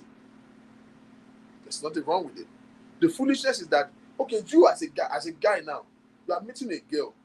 Okay, because once a guy gets to 30, they want to wind down their life. They want to put some definition to it. She's trying to be serious and look decent because she's trying to get a husband far. So she's not dressing scandalous or she's not going to party every weekend. She's putting more definition to her life. Because you see, our society is the problem. Our society, if you dress too much now, you are a shewo. Or you dress too much. At 32, you are going to party with your friends. You are dressing that are, a little bit revealing. People are seeing you as a lie in the room. Or they will call you a prostitute. Exactly when you have a good job, you are making good money. They will say it's a man that is paying your bill. It's a societal problem. To look good is a problem. Your first offense is looking good. It's a societal factor. So this girl knows and she wants to get settled. So she's trying to slow down on things that gives her pleasure. Slow down on her dress, slow down on her preferences, slow down on how many times she can chill and the kind of chill she can do. So because you meet her like that, you don't know who she has been with. And nobody goes over around 37 kini. You might even be the second boyfriend. But you don't know. For a man, every time you meet a new girl, you are stepping in a shoe of a man that you don't know.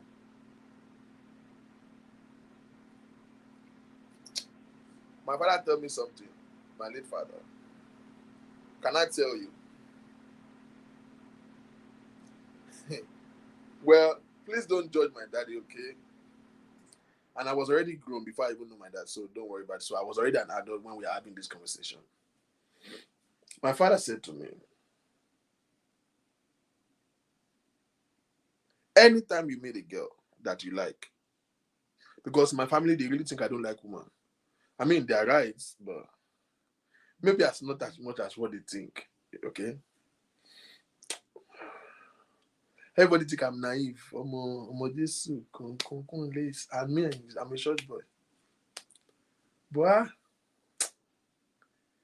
the day my mother will find out some things I have done, it will shock her back home. You see, because they raise us in the midst of hypocrisy, she doesn't even know who she lives with. Till today, do you know I cannot open alcohol in the presence of my mother? Of course, now she knows that I actually drink alcohol. She knows. But they are still not born me way for me to open alcohol in her presence. It's madness. Hypocrisy. So my late father told me something. I was dating a girl that she think that is a good girl that I should marry. She like her, but we've had a lot of issues and I don't want to be with the girl anymore. So she asked for bigger and I'm like, hey, woman, and my father was like, what? And I said, well, she's out of the country now. She's going to be back so. And she's ditched. There are some things that she's doing. She has certain characters that I don't like and all of that. So my father asked me, have you had sex with her? And I said, no. I said, she's a little bit arrogant. Those are one of my problems. She gets angry easily. She's a very pleasant girl. She's sweet, but she gets angry for no reason. And when she gets angry, she will not only fight you, she will fight everybody around you. Nobody, even you might not be the one that offend her.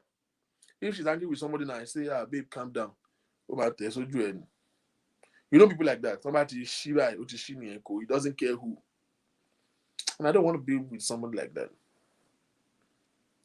I said, cooking borrow, this is so I was trying to tell my father because my father liked her and she wanted me to be with her. So I was trying to tell my father things that she does that I don't like and the reason why I don't want to be with her. So as I was trying to explain myself, my father said, Shoti Domoya. My father is Igboro, you understand? My mother is extreme SU. My father is extreme Igboro. Like Igboro. My father was still knocking 25 years ago till he died. So don't matter. She goes, Shoti Domoya. I was like, how can your father ask you that? I was like, so I'm like, no. He goes, Aburi Eda Aruni. Shoti for Ragasa. He said, to read she be. Ọ̀gbẹ́ni dúró kó dé náà. Tó bá ti dé fọpa kò wá wo behavior ẹ̀ lẹ́yìn yẹn. Ó máa reset. Ó mọ̀ pé kó máa reset obìnrin. That's the most uncomfortable conversation to have with your father. Like, it's so uncomfortable. So I was like, but that's not where I'm going. My father said something. So in his quest to try to ginger me to knock the girl before I can judge her, she's saying, oh, if you have not knocked her, you can't judge her.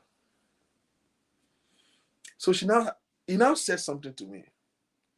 He said, if she come back, he said, don't rush.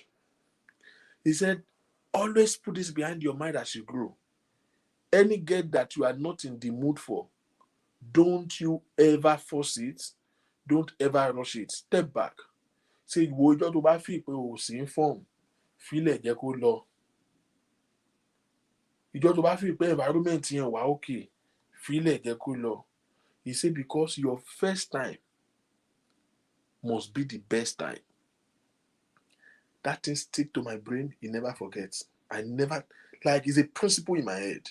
If there's anything that I spent very few moments with my father before he died. Maybe less than 5 years. But I would, like, that thing did not leave me. He said, make sure your first time is your best time. You know what he's saying? He said, that first impression, make it count. Like, why did he say so? He said, because let us see the best of you from the start. Most people, it is the opposite. Especially when especially for women, you are trying to be with this man. But boy, you mark a future partner. You know, if there are some boys that are just knocking for the benefit, or you are just using. There's what women call transitional niggas. You know what that means? A woman can be with the wrong guy while she's waiting for the right one to come. They call it transitional niggas. It's just you don't like him, but it's not bad. He's somebody that you can marry, but you don't like him. The only thing is everything about him is okay, but you just don't like him. So while you are still trusting that the one you will like will come, you just use this one to just keep busy. You are not even dating, you are just friends with benefit. They call it transitional nigga. But you see, the guy that you are planning to marry, 9 out of 10 women here, you agree with me that when you are knocking the guy that you are foreseeing that you are going to marry, you are knocking him for the first time. You will knock him with Holy Spirit knocking. You are knocking him consciously, cautiously. You are behaving yourself. You are doing. In fact, bless this for the Lord for Christ's sake. Meanwhile, the woman that want to collect your boyfriend, if you hold that sim of your boyfriend, the woman that is contesting your husband with you, the way you are knocking your husband as if you are Angel Gabriel, so that they won't see you as you are bad. When you approach the man that you want to marry or the one that you are married to, you fucking with conscience, with courtesy, are you? But guess what? Those side chicks that want to collect your husband, if they hold your husband in the hand, his blood's gonna dry. They are coming to knocking for the first time to impress him. So they are coming with their bitch mood. You are coming with your Jesus game mood. So, Labeni, it's back to your question, to your statement. Don't ever think that any man like it like that. Now, it is morally like it's cool when you are okay. You did not. All you are doing is just say, mm, mm. You do not even want to shout. The thing is eating you in those kind of.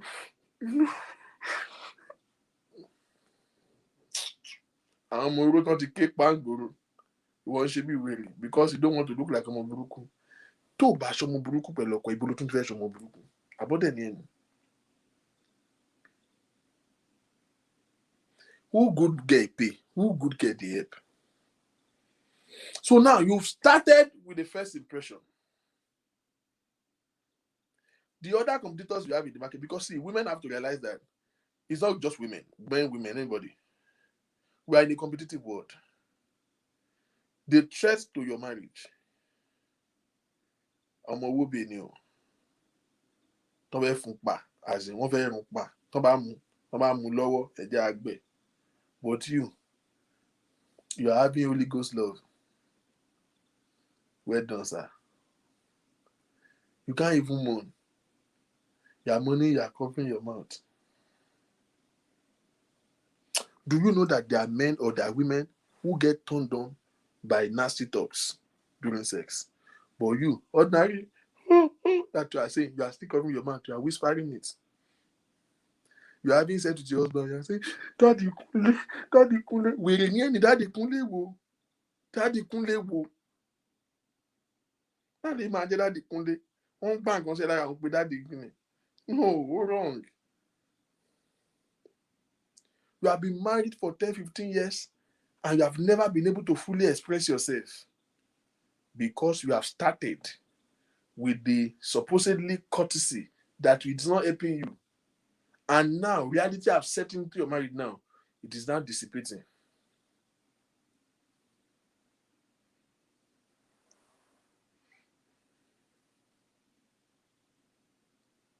Now, it has become a problem in your marriage. So now the spice in your marriage, now it's 10 years down the line, 15 years down the line. Because this baseline, now, I work more, it has become too regular. Guess what? It is not difficult for you now to switch mode. Meanwhile, this same you, Shoroti, Femi, Shofe, ní 200 level. Tẹ́lẹ̀ tó bá fún ẹ̀ ló máa dákú ni. Ọmọ Fẹ́mi yan tẹ́ pé wo kò síbi tó di toilet gbà anywhere gbà sí ni. Wọ́n mọ̀ jẹ́ máa ń ká ẹkù ká ẹ sókè tẹ́ pé tó bá mú ẹ lọ́wọ́ ẹ̀jẹ̀ àgbẹ̀. You've had that adventure before. See, the thing with sex, that's why people who believe in no sex before marriage, I support them. Because you see, what you have not done, you don't know what it's like. If you have not done it, you are not exposed to it. I salute you. In fact, I envy you.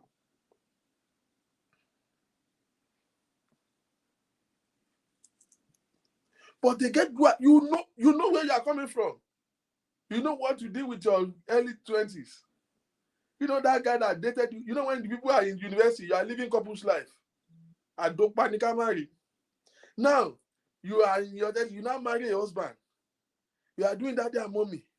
Because you don't want to look like a moburuku. Now, 10 years into your marriage now, your sexual life is practically dead.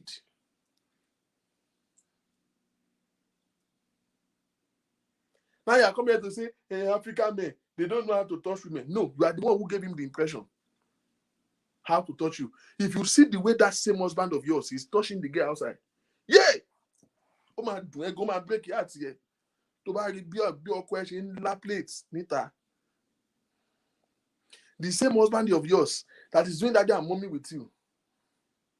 We just do kushu. You say, agbatinde, really. Agba days are that their own demon. Agba.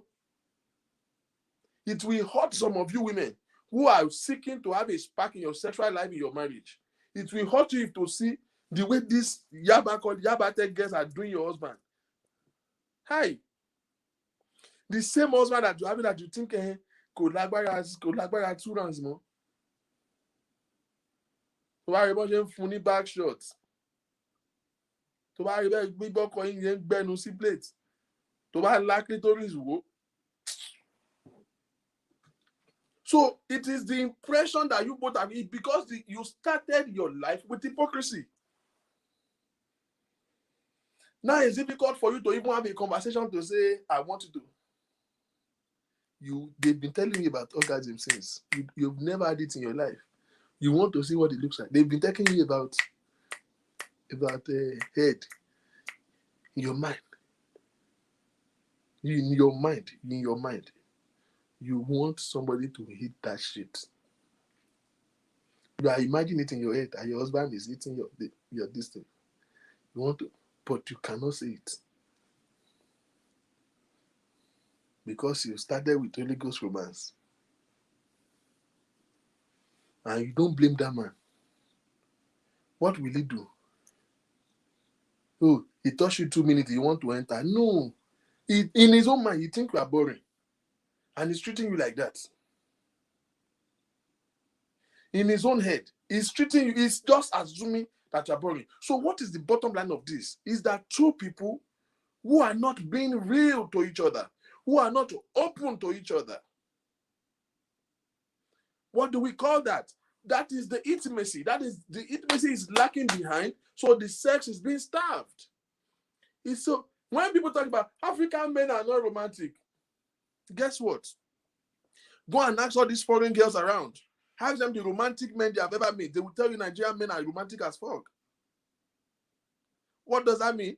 That the same man that is not romantic to you is a beast outside to those bitches out there. Who is deceiving you? The same way you are saying that Nigerian men are not romantic. A typical American guy is saying American guys are not romantic. And they prefer the Nigerian men. Because you know why? Your husband is going to that woman's to impress her.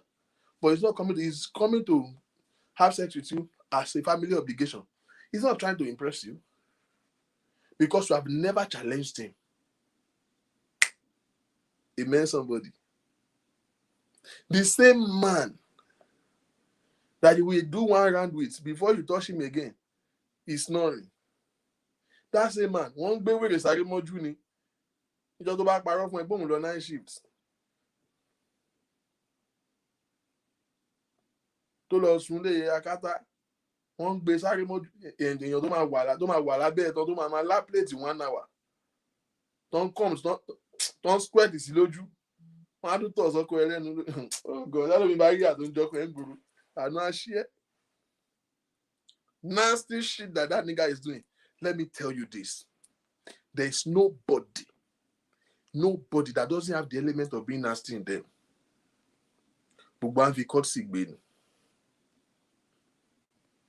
Do you understand? There's nobody. Hey, no, the two of you are deceiving each other. It's not as if he can't challenge you. He too don't want. If he challenge you now, he will say, "Oh, where did you learn this one? This is not for me. You don't do this before." He doesn't want you to accuse him of sleeping outside. He doesn't want you to do that. So because you started by deceiving each other, you started by not having certain select. See, madam, it is not wrong for you to say, "I want you to eat my pussy." Period. Say it with your both chest. You are an adult. You are married. Fuck that. There's nothing wrong in it. So open-mindedness, especially those of you who have saying it was not the funny bank on his story building. Or you know that guy. Ọ̀pọ̀ ẹ̀ wá ń paná nù yàrá. Wá kàn máa gbé kí ló ń ṣe wèrè yìí. But ò ní lè sọ̀rọ̀. You see, we asked the question then, and we see so many women testifying to it. How many of you are here who you have certain sexual fantasies, but you are afraid of discussing it with your husband? And we see people raise their hand. Why? Because they are afraid of being judged. They are afraid of being judged. Why should anybody feel that way in their marriage, though? No, I'm actually talking to the men, really. Don't make your wife feel inappropriate. See, let me give you an instance. I used to be married, and I don't know if anybody don't know that. I used to be married. When I was married, I don't think my ex-wife is that born again. I think she's just an hypocrite, just like any period African woman, right? But you see, by the time we met, I was a youth pastor of a very big church.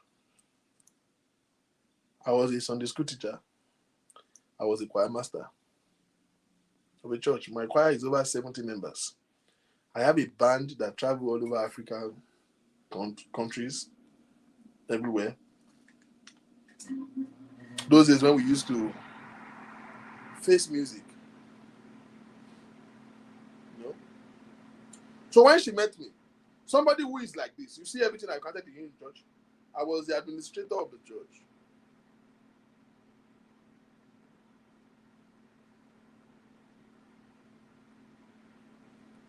I was the church admin. I was the music director of the church. I was a youth pastor. So a girl who met me. This is where our marriage started crumbling. Let me give you. I'm not talking about anybody. I'm talking about myself. Listening attentively. She met me like that. Women know how to conform to your status if they want to marry you. My sister, don't make a mistake. If you are yet to marry, please be yourself from the start, so that the man will not have a wrong evaluation of you. So she met me with this status, and I think she just start fine-tuning herself, suitable for such a man.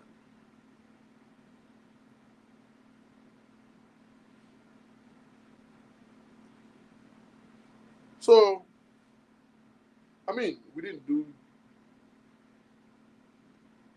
had a couple of sex before marriage, and then by the time we start having counseling, they said the pastor that was in charge of counseling said, "Have you ever had sexual intimacy?" And I was like, "Yeah, duh." And then they asked her, she said, I mean, this asked us separately in different places. And then the couple told her, and then they said it's a sin for you to have sex before marriage. So therefore, we have to go and do fasting for 5 days. And then we ask God for forgiveness, and we should not have sex again. And this, that, blah, blah, blah. God will forgive us if we fast for 5 days. People talk as if they are God's manager. Okay. We got home and she was like, by the time we got home, she came visiting that weekend. Baba Bekmo Jadi. And she was like, oh no, need to hear what they told us. I was like, when they said, when are we starting the fasting? I said, which fasting?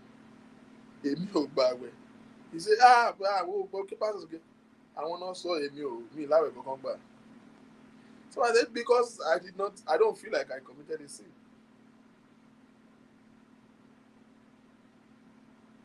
I said, I don't want to mess up your theology, but I can show you in the Bible. I don't even know. This whole marriage thing, do you see it in the Bible? No, it's not even there. It's consent. Once you have a consent and you have an adult, you have the right intention to be with this woman. And I'm not with two men at the same time. That's not the point. I don't feel like it. We had the argument and she said, no, she have to fast. She was trying to convince me to it. And I think she started it. And I will not mess up anybody's feet. And I left her alone. And she started walking away. She started, abstaining. And I let her do it. So, we did abstinence from there. No more sex.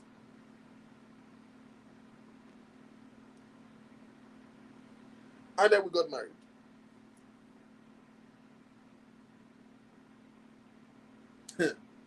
It was a disaster.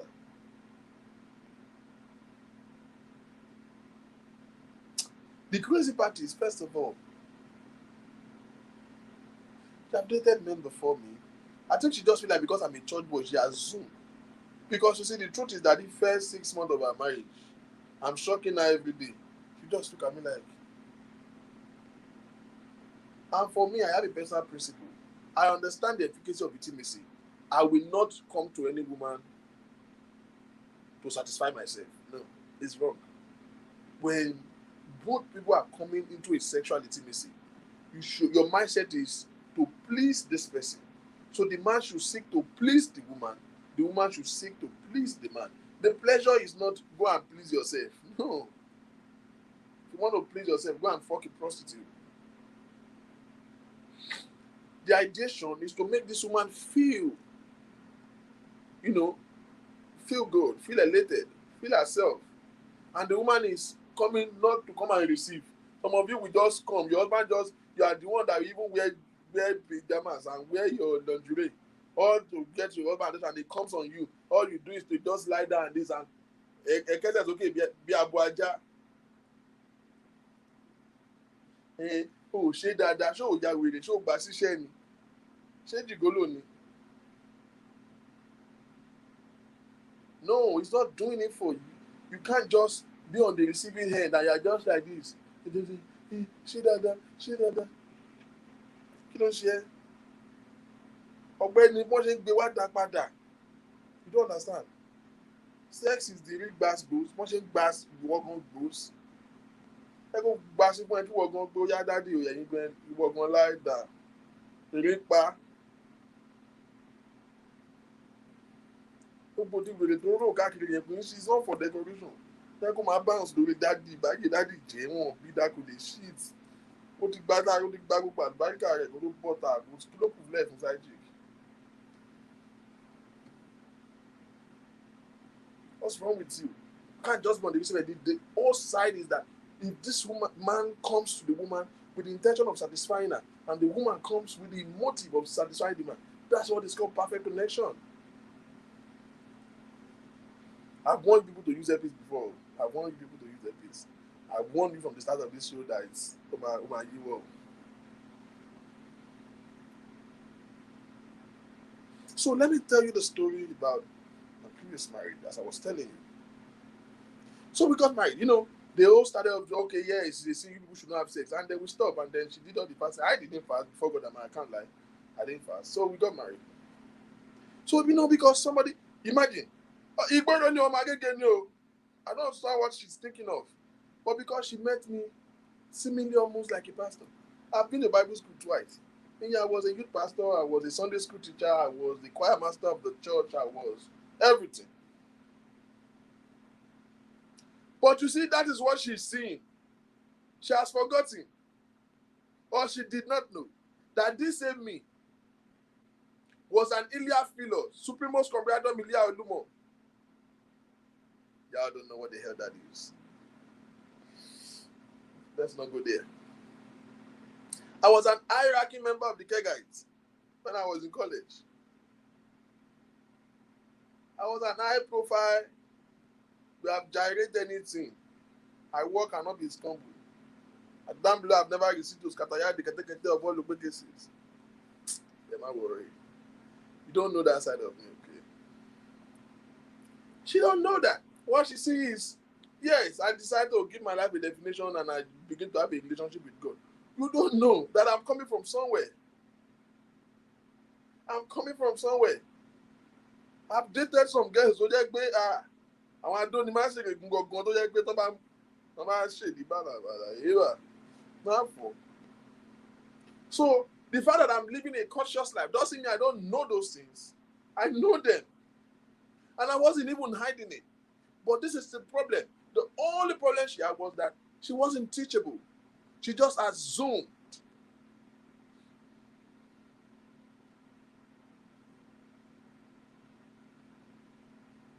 May your days, Shewadela, may your days.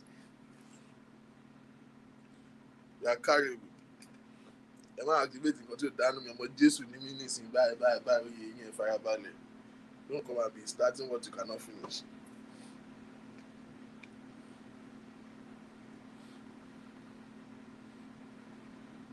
I've been there, done that. You understand? I've been there, done that. Yeah? What's wrong with you? I mean that I've go to Ojeri, one. Go to Yabate, number one. I don't think today you mention my name in Mashuda Belada and somebody will say they don't. If you do, I will go among me with money. I've been there, done that. I've been on the street. See, this is the bottom line I'm telling you. Certain adventures, you might be having, you must have probably have like 5 boyfriends, and you are just still a naive girl. You can be naive with 10 boyfriends. But tó bá kó sọ́wọ́ àwọn adónimáṣe ìgbọ́n ọkàn, maybe just one out of that boyfriend is the one that will take you on that adventurous journey. It's like a resume. It's adding up to your resume. It's adding up to your experience. Sometimes we have some bad experience, so still be some boys that just have mad odor, those kind.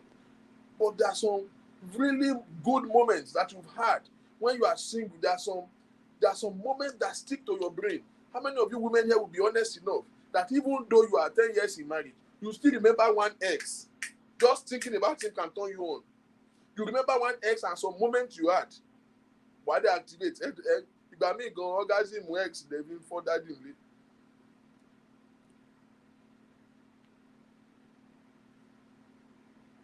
How many of you are honest enough to know that? There's just one person, maybe one, maybe two, in your entire life that has taken you on some adventurous sexual journey in your life. Those things add up to your resume, to your sexual resume. It add up to your experience. Now you are married, and your husband is not just that kind of person, or is not exposed to that kind of a thing, and you are just chill about it because you don't want to be perceived to be bad. Two things we have. You see that one day, devil will orchestrate an avenue. Devil will nearly resist. Go my father cheat on your husband, or your marriage will go from bad to worse. Like Benny say he doesn't have ex. I don't know why I don't trust you, but I don't. The way you talk, look like you have Ogbontarigi experience. If everybody don't have ex, it's not you. I don't trust you.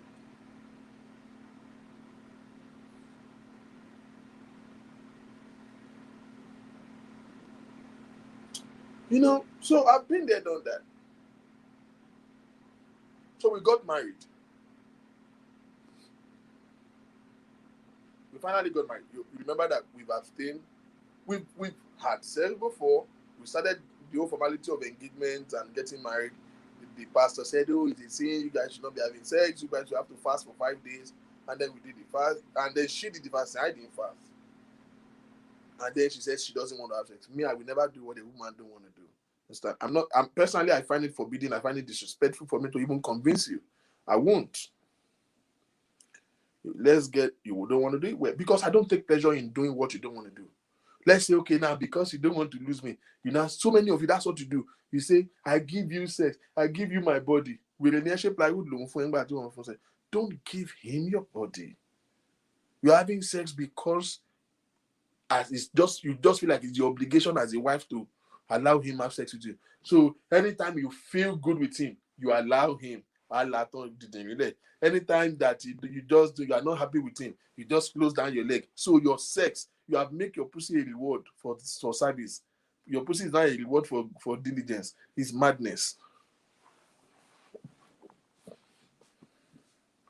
It's madness. This is how you kill the savor and the sweetness of your marriage. This is how you kill your sexual life.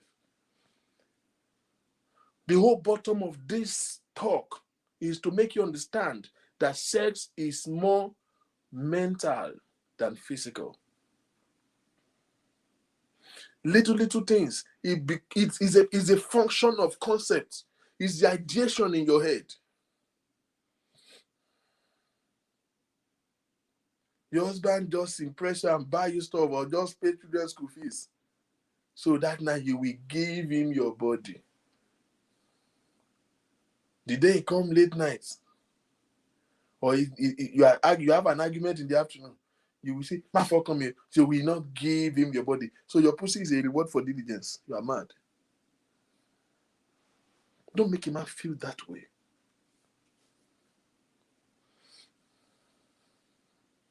It should not be a reward. Okay, so let me go back to the story, because I want to bring out something here so that you guys realize it as I'm beginning to wind down.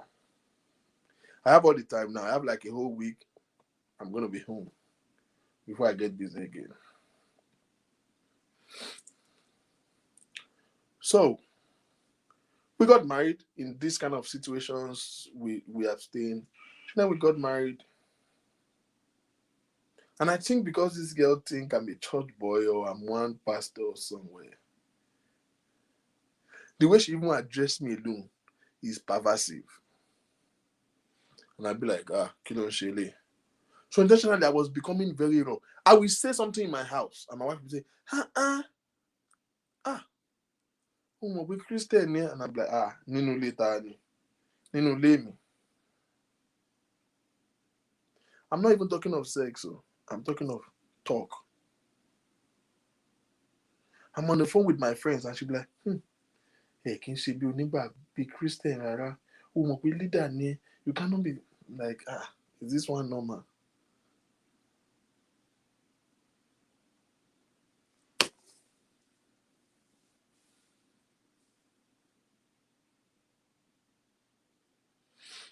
And then when it comes to the sex,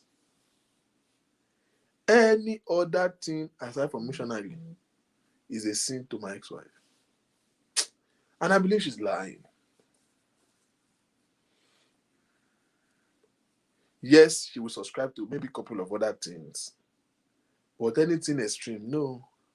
In fact, she will let you do it because she let me do it because she feels like, she's duty bound. But there's a way she make me feel like I'm doing the wrong thing.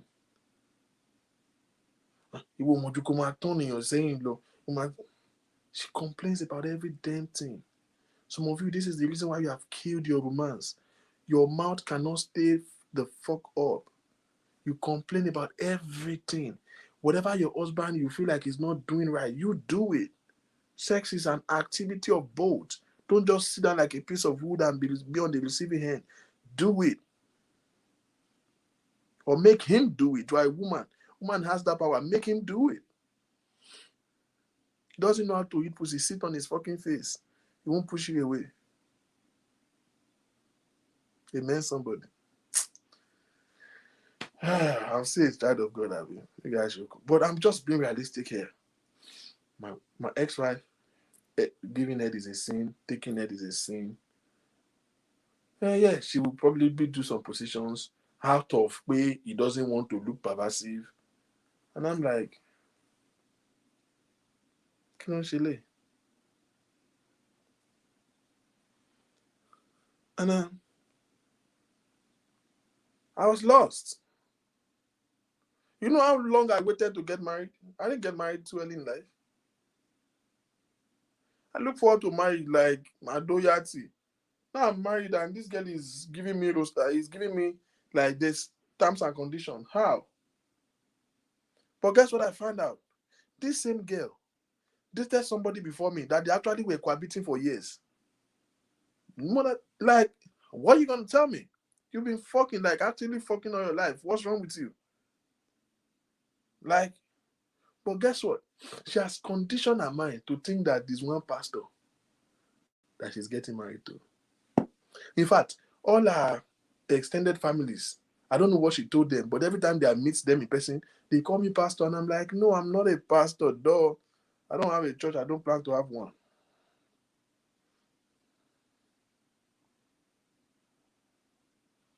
All of a sudden, the thing was just boring. And then she will say, why are you doing this? I will sit down in my living room, bring you know, my bottle of Bacardi, or I just want to take 2 shots of anything in my own house. I don't go out. I don't go to bars. I don't go to clubs. I don't do it. I want to just take anything in my house. It's a problem. I'm like, did I marry a wife or I marry state police? This was the beginning of the end. By the time more real issues of life begin to set in that we should deal with as couples, we could not deal with it because we did not have any connection anywhere.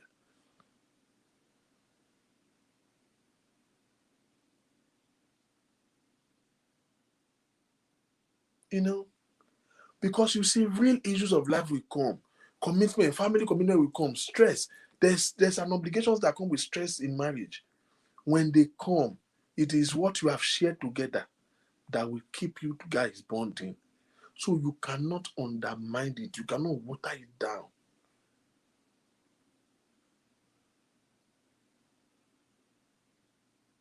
You can't water it down.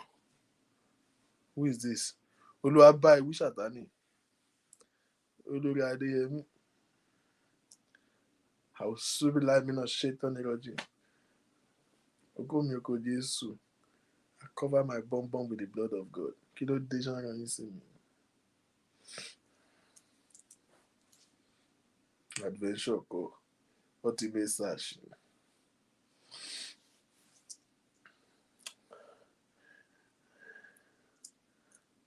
You know, so it was kind of toxic from the damn beginning. And I was like, oh yeah, this is not gonna happen. I'm not gonna feel like a stranger in my house. I can't try to be like I want to drink in my house now. I will be watching you to watch whether you're out of the house or you're sleeping. No, it's not gonna happen.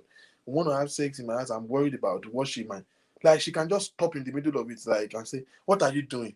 No, I'm frying the donate. Show you really, crazy stuff like that. And like I told you, I don't like to force things. Once you just say, "What are you doing?" I lose erection straight. That's the end of the night. And I was nice enough because I want this marriage to work to talk about it. But she's very cantankerous. She's gonna be like, no, but it's not good. Why will you be taking? So, ladies and gentlemen,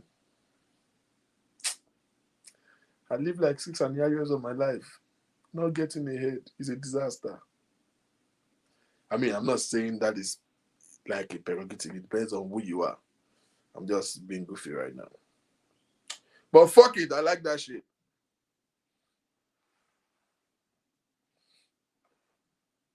But I'm not going to make her do it if she doesn't want to do it. So I just let it slide. That's why we're normal. I mean, that's not why. There are other real issues. But that's a real issue. I'm not. What I'm trying to say is that this is the beginning of it. We'll probably be able to deal with other issues if that connection is there. I don't know if you understand what I'm saying. That's why I'm not talking about another person. I'm talking about myself. So nobody will take an offense. It begins with concepts. It begins with the mind. It begins with the connection. What is sex to you? If you have certain borders or certain barriers, discuss it. Because you see, some people might be doing missionary and they will be both satisfied. You need to understand this. So there's no border to sexual intimacy. It is based on both of you. Just make sure that you're on the whole bottom line of everything I've been saying is this. Be on the same page, be true to yourself, and be true to him. If you have a problem with expressing yourself, then there is a problem. If you have certain sexual fantasies and sexual adventures and you can't express it to him, or you can't just get into it, like you want to sit on his dick, write that shit, but you don't want to shidibalabala lori kini daddy, because you have never done it before. It will look as if you are now spoiled. And you are complaining pé kò ṣe dáadáa kí ni ìwọ ti ṣe? Those of you who feel like your husband is not doing you well, gbé engine sáré kọjá speed limit, what have you done?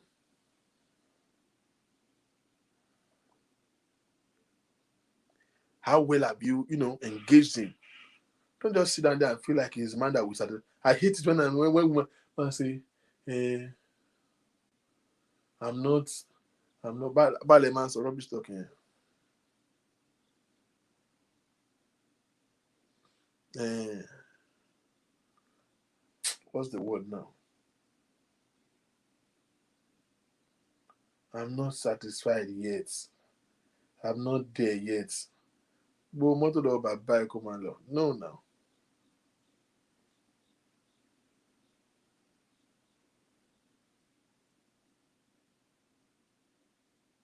You know? What are you doing? What is your involvement? What are you doing when you complain about this thing? So it starts from concept, because you see, some people are having missionary, just missionary, and both of them will be satisfied. If the woman that's all she's exposed to, and the man, that is all she's exposed to, they will both be happy. Do you understand? Some people are having just missionary and their sexual life is perfect. Some people they have missionary, doggy, we eat pussy, they will suck dick, and their sexual connection is still not intact because they are still not on the same page. You don't have an idea some fantasies that people have. I've told you before, I met a girl that says what turns her on is a man sucking her toes. And I'm like, that's gross. Now, you can't say that if it is your partner. If that's what turns her on, that's what she turns her on. One bastard must have exposed her to it. She didn't just learn it from heaven. And y'all need to stay the hell away from porn. Okay? It messes up your mind. That's why you're into some shit that you can't even handle. Stay the hell away from porn. It will fuck your mind up.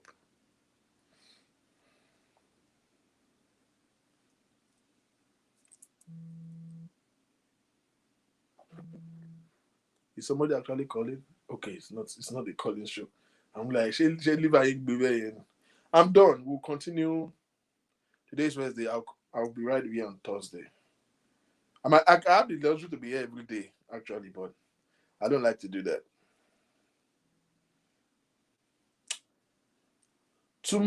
On Thursday, I'll continue by start in specific. We're going to discuss like 5 things that kill romance. 5 unfocused killer of romance. Common things that you do that destroy romance, but you don't know.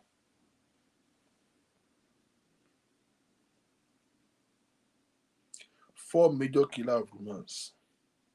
And the next time we're going to talk about instigators to intimacies. Things that you should do to keep it together. Some people, it's not that they don't have that thing, that bond, that intimacy. They had it and then they lost it. Do you understand? They had it and then they lost it. Some people never had it. So those who have it, we'll discuss certain things that can make you sustain it. It's not just having it that is matter. It is sustaining. I don't believe that you should even marry somebody that you didn't have that intimacy with in the first place. The problem is that you lost it at some point because of your own negligence. You understand? So we're going to talk about, killers of romance, and then we'll talk about there is some, yardstick to intimacy, things that can uphold your intimacy. Yeah, you have need to click. Those of you who complain about you don't get notification. Are you following the page? If you are following the page is not enough for you to get notification. You will have to go and click like on this video right now. There is a notification button that will pop out for you. Click the notification buttons, or you go to the page. There is a notification button there that you can, because Facebook is getting more. They're trying to ensure better privacy policies. So if you don't click the notification button, or you are not a frequent viewer, it will,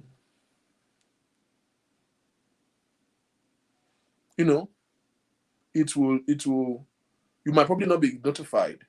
So you might be following and you are not hitting the notification buttons. Now let me, by extension,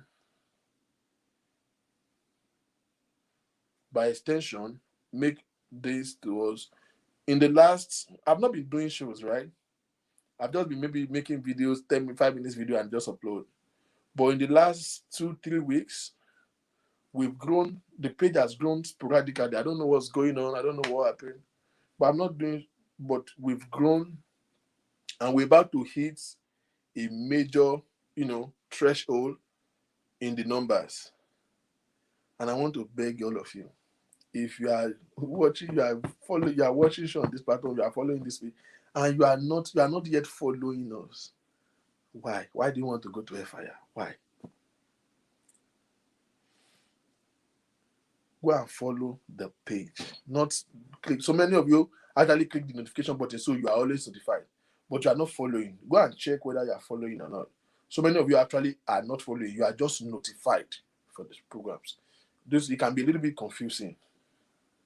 We're about to hit a major landmark, and I'll probably do a couple of giveaways. I'm thinking of what to do yet. I don't like giveaways personally. I don't like it. I don't think it makes anybody better. I really don't think so. But we'll look for something significant to do. And then we're working on certain projects over time. So, but please follow and share. And then all of you don't share this show, God will judge you. God will judge you. If you know what it is, I've scattered my living room now because I want to do show. Setting up light and setting up all of this. And sometimes it takes so much. It takes so much. Kadir Rashid, yeah, I believe you. I see you everywhere. Give away news and so why jog here? Bankole Felix, ó ṣe wá jàgbà. Tí fóònù yìí bá sọnù, mo ti list àwọn tí mo máa mú. Kẹ́mi Moshood. What's the name of this other person? Gbogbo ẹ̀yin tẹ̀ ń bí fóònù yìí. I mean, it's cool, but I'm not enjoying it. I will still have to buy the iPhone. Èmi ò mọwọ́ Samsung 100 yóò yé mi kò yé mi at all. It's nice. It's really doing a good job, but I'm really not used to it. This whole Kamakaku, there are some functions I want to do on it and I don't know how to do it. Kẹ́mi Moshood will come to my inbox and be harassing me. But the little bá sọnù màá mú ẹ. All right, ladies and gentlemen, thank you very much. Yes, can we take questions? Just in case. Just in case. Samsung is good, but I've not been using Samsung. I mean, more way, can I take? Do we have one or two questions that's related? It doesn't have to be directly what we're talking about, but that's related to the issue of intimacy. Questions. Don't be afraid. Don't be shy. We're all adults. Everybody don't have a bathroom. Everybody you are having sex. We know it's not what you should hide. We all know you are an adult. You don't understand. Why do you think we think you are holy? But you are giving birth. You have had 3 children. Did you vomit them? No, we know you are knacking, so there's no point deceiving yourself. There are questions. I did my house for Maryland. Who is this? Love live here. Is that? I'm in my house. Let me see. You have questions.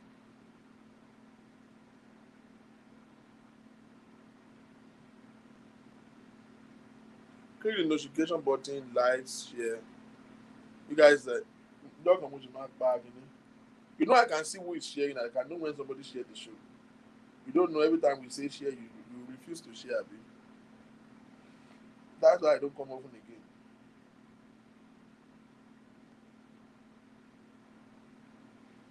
Emma Cohen, share. What does it cost to share? All right, ladies and gentlemen, it's been a good night. Thank you very much for joining. I will see you guys. Today is Wednesday. Today is Wednesday, right? Means Mondays of the week. Okay, I'll see you guys on Friday. So we have Friday and Saturday.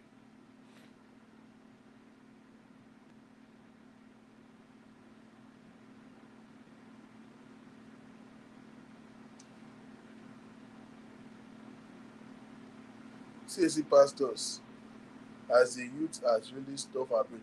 That's the problem. That's the problem. You are not the only person on that table, my sister. They've stuffed our brain with so much things. Unfortunately, the Holy Spirit will not teach you how to fuck, okay? And the Holy Spirit expects you to do it. Do you want me to give you some scriptural basis to sex? You want me to give you, so for the religious mind, that you are waking up and you're having erection is not a sin. God created you like that. Okay? God created sexual ideation. I want to go.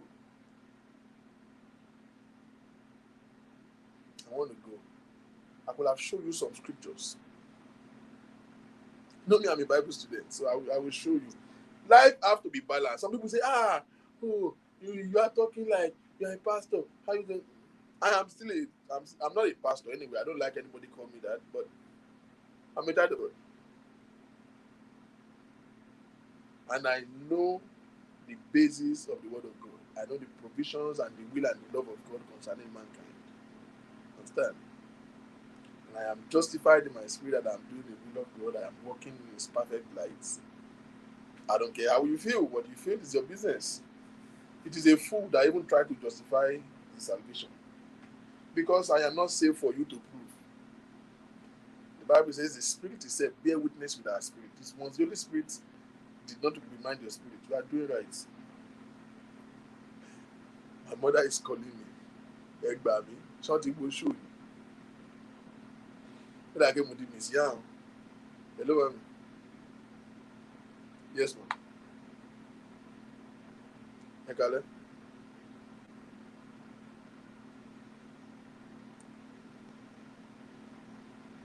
Kí ló ń ṣẹlẹ̀?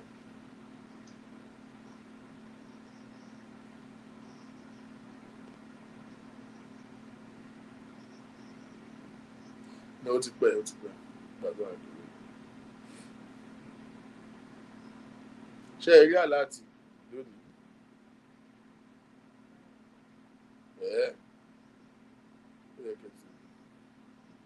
Ẹ fún mi ní couple of minutes, màá pè yín padà. Ẹ fún mi ní bí 15 minutes, màá pè yín padà. Yes, ma'am.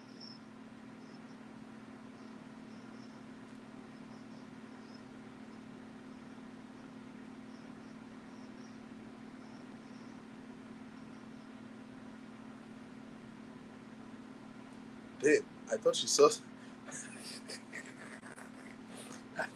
I thought she probably on my show because she used to get on my show sometimes. How to read hypocrisy from the church. This remains a major issue.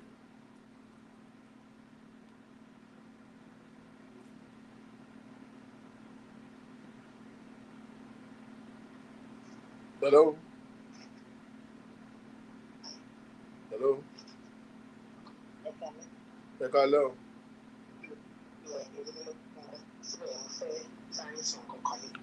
Báwọn pastors wà ní CAC bí wọ́n ti ṣe dákọ̀ wa pẹ̀lú gbogbo àwọn olóyè. Okay. I can remember a máa ń lo program kan ní ara kejì youth program. So before we went every August so before we went this particular year, the pastor said all the youths pay Kawa and all that. So after Bawa sọ̀rọ̀ and all that. So wọ́n wá sọ̀rọ̀ nípa everything there so lálẹ́. This time, àwọn kọ̀ọ̀kan lára àwọn ọkùnrin, àwọn yẹn ti ń gbọ́dọ̀ yẹn báwọn yẹn wọ́n ti ń já díẹ̀ díẹ̀. Wọ́n ṣe yarí fún pásọ̀ yẹn bẹ́ẹ̀ pé okay, any question yóò kan bá náwó wọn ní òkè. Ẹni pé ká má yẹra wa wò ká tó má rí. Okay, ṣé tí adágbéyàwó sílé? Báwo la ṣe máa mọ̀ bóyá ó lè meet up pẹ̀lú sexual life wa? Language yẹn lásán, sexual life yẹn, gbogbo church dára. Ara bí péjọ fẹ́ tú ni. In fact, ojúgbọ́n ti pásítọ̀ lórí púpì. Alábòsí dẹ̀ ni gbogbo wọn ẹlòmíì ṣe ìdílé lórí obìnrin kó tó wá ṣọ́ọ̀ṣì ni o. Pásítọ̀ bá ní nǹkan tó ṣẹlẹ̀ ní wípé Western tẹ́bìrì lágbára gan-an bí youth pastor kan ṣe dìde nìyẹn. Ìyẹn wọ́n ṣe gbé yẹn wọ́n ń gbà yẹn ní láti bí dà bó ṣe gbà mic lọ́wọ́ pásọ̀ yẹn because ó tún ti mọ̀ pé yẹn náà fẹ́ dà pọ̀ wá bọ̀ ìyẹn kan fọ́gbọ́n sí ni pé ẹ jẹ́ ká ṣe bí Bible ṣe sọ ká wà ní mímọ́ bla bla bla bla bla pé but tí ẹ bá ní bẹ́ẹ̀ ṣe fẹ́ lọ nìyẹn yẹn náà ṣàtún sọ bí bàbá tó béèrè question yẹn tún ṣe dáhùn yẹn pé ẹ gbọ́ nǹkan kan ṣẹlẹ̀ ó ṣẹlẹ̀ nìbàdàn pé sísá yẹn dípà ló ń lọ ó máa wá lára mi mórí yẹn tọ̀ báyìí kò ń ṣí orí pé wedding night lọ́kọ́ tó ṣe mọ̀ pé ó ní orí àárín orí pé kíní bíi gbígbà tí nǹkan kan wú síbi àárín orí ẹ̀ gbogbo àwọn virus and all that pé and this is the sister tó sọ wípé virgin lò wọ́n débẹ̀ wọn ò bá wọ́n já wọlé ni wọ́n ti bá padlock jẹ. Kíní yẹn wá já àpapọ̀ sọ̀rọ̀ já wọn elders àwọn deaconess gbogbo wọn wá wọ ẹrú gbogbo àwọn wá wọ àwọn ọmọ wọn báyìí pé ọ̀ẹ́. So it was a very big issue, but unfortunately they lost most of us to the winners then and some other churches. But these are things that anytime we go to Idiarake for youth convention, only, you know, they make us feel like, even to even kids, they, hey, Jesus, like, kids, last of all, you open up and you don't want to try to come up with kids, because the way they want to share, what is she, that we can explain, holy. It has affected us a lot, and that is what is affecting majority of women and men differently, because what we grew up to know, actually foreplay for anything. Yeah. No, I look at everything swimming. They don't know. Okay. I'm telling you, then Emma go, look at demons, you know, I understand the look of it. So these things have really affected. If you use jewelries, I think it is scanner. To buy the jewelry in issue. Like somebody like me, I'm a pastor, and I don't mind. I have 3-year piercing right from my secondary school. Everybody knows it. What I want to do something that to buy mini church, you will see me outside to see it. Exactly. And God appreciate that.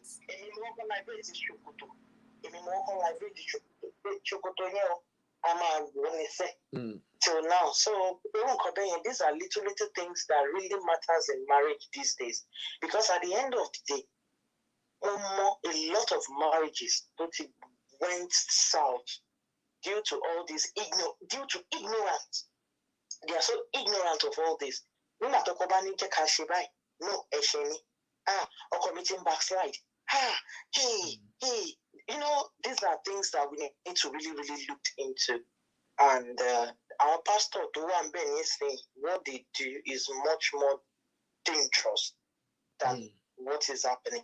They make their wife look a little bit like holy, but they will go and do superstar. And all that. But no more me. I will go for me, senior. I want to go very labor now.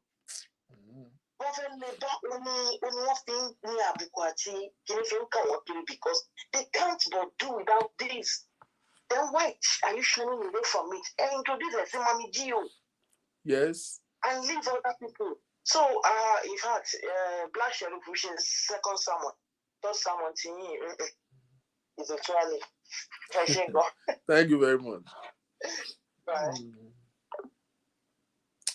Ebe shimile lálẹ́ yìí. Ká wọnú theology and the concept of sex according to scripture. You want us to go into this? Because I will show you something. I will mess up your theology. Let's save that for Friday. Maybe I will come tomorrow. Probably. I will let you guys know early in the morning. I mean, not early in the morning, because by the time I wake up, it's already. We will do part 2 tomorrow. I will come tomorrow. So what time is it right now in London? I like it to be a little bit night because my rough. We will go, maybe before I go into other modules, I break it into like 4 modules. I would address this from the perspective of church. The question that has been since I was a child in Sunday school, like past 10, which is past 5 here. So will 9 o'clock be a good time, which it will be 4 o'clock? Okay, let's just do 8 o'clock, which will be 3 o'clock here, 3 p.m. here. Yeah, so 8 p.m. UK, 8 p.m. Nigeria, 3 p.m. US. It just a moment US, no matter at least 5. Some people leave their work by 5, which would be like this time. We are letting my people miss out most times because I'm trying to catch up with Nigeria and UK.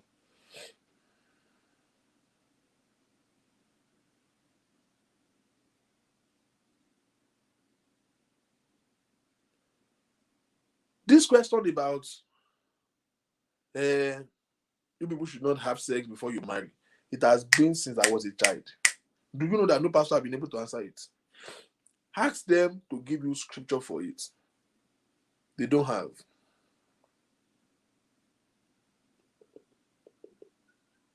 Okay, let them show us one person that they can prove that he did not have sex before marriage in the Bible.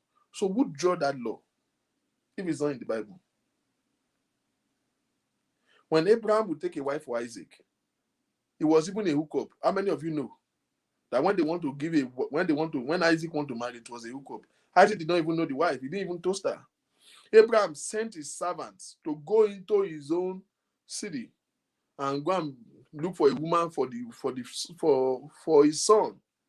He went there, he saw a woman fetching water, and he asked the woman to give him water. The woman gave him water, and he talked to the lady and brought the woman.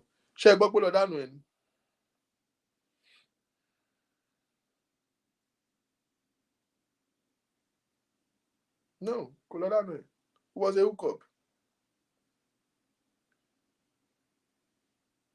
Jacob went to another city, decided to marry a girl. They said in their culture, for you to marry her, you have to serve for 7 years. He served for 7 years. They gave her the wrong woman. And he still served. He didn't go away. He went there and served for another 7 years and married 2 sisters. And it's okay in the Bible. And somebody tell you that polygamy is wrong. Let me not go into certain theology tonight. Polygamy might be morally not be advisable in the world of today. Why do you have one woman, you are stressed out, you want to keep 2? I'm never going to be an advocate of polygamy, but hey, it's not scripturally wrong.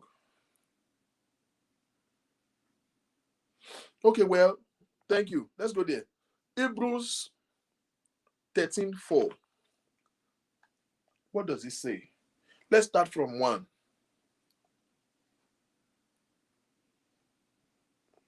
We are done. If you want to go, bye-bye.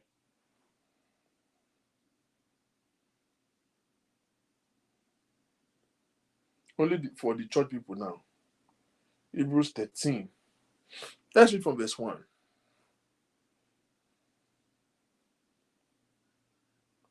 And I'm going to read from the NIV, or if you want me to read King James. So we'll go to 4 and see what it says. Keep on loving one another as brothers and sisters. Do not forget to show hospitality to strangers. For by so doing, some people have shown hospitality to angels without knowing it. It's talking about you being good to people, right?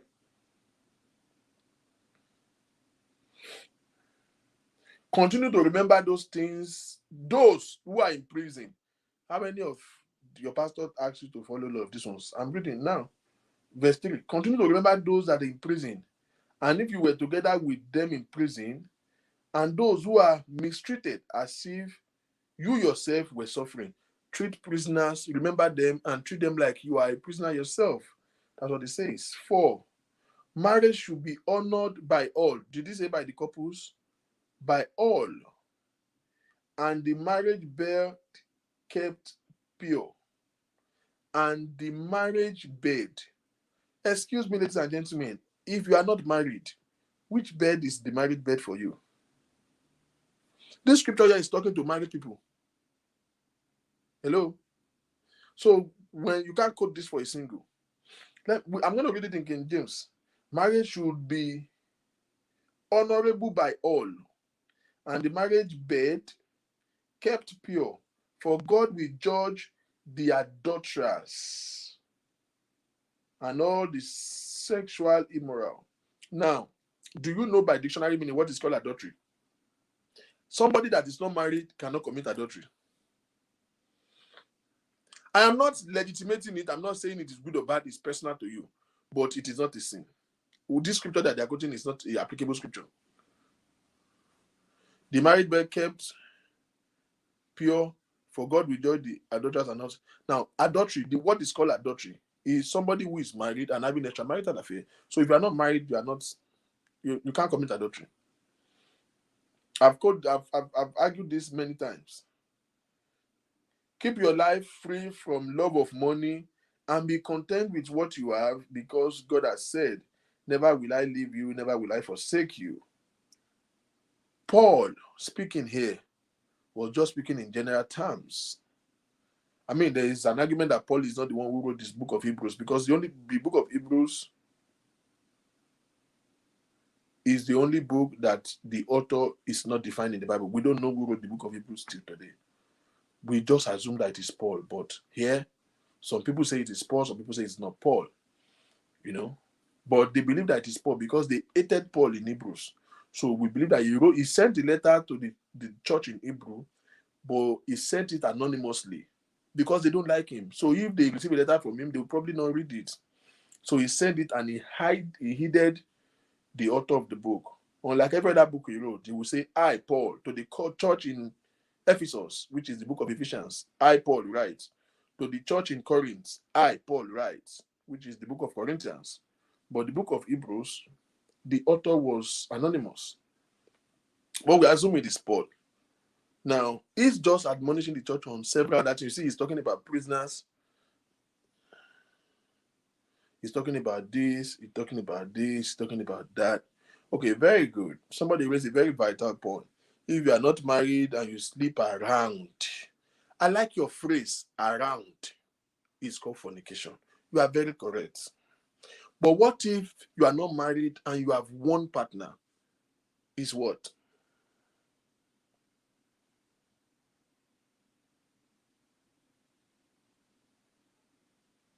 We need to understand the difference between sin and morals. There are two different things. Sin is God ordinance. Thou shalt not do this. Clear.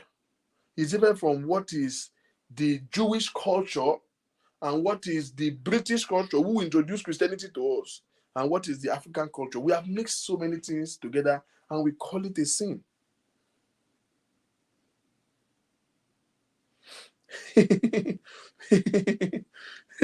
I like this one. I mean, I don't know, but that sounds very humorous to me. Even if we did not use marriage bed, it is not. Well, if my wedding ceremony is Saturday, can I have sex with my partner on Friday? Now, this is my own, what I studied and what I said. Let me show you a scripture so that I will answer your question. If you are not married and you are with a partner, Bible did not say that you cannot have sex. It's not in the Bible. I will challenge any pastor to show me. Because this Hebrews that they quote is for married people. It's not for those that are single. It's for married people. Let's read the popular King James that they like to read. Marriage is honorable in all, and the bed undefiled. But warmongers and adulterers, God will judge. Warmongers and adulterers. In fact, NIV is even quoting the wrong thing because he didn't even talk about any other thing. Warmongers and adulterers will be judged. If you are not married, you can't commit adultery. Now, somebody said, quick question. If my wedding ceremony is Saturday, can I have sex? If you have consciously in a relationship with somebody and you guys are squared, I like what Bamidele said. If you are not married and you are sleeping around, this fornication. I will go to that and define what that is according to scripture. But you see, I agree with that completely. But you need to underline the word sleep around. But if you have one partner, listen, the Bible says that all the law of God is for edification of the church. That means God don't take pleasure in your holiness. You are not doing anything for God by staying holy, by staying right. Every law of God is to help us live right. You understand?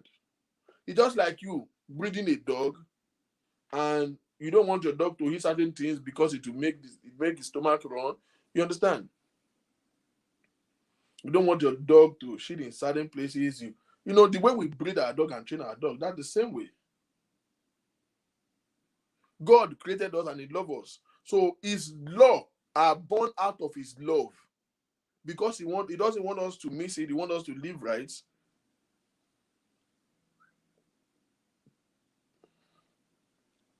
That is why his laws are there. You understand? So let me answer the question of this. I will show you a scripture so that I won't answer you from head knowledge. I'm coming.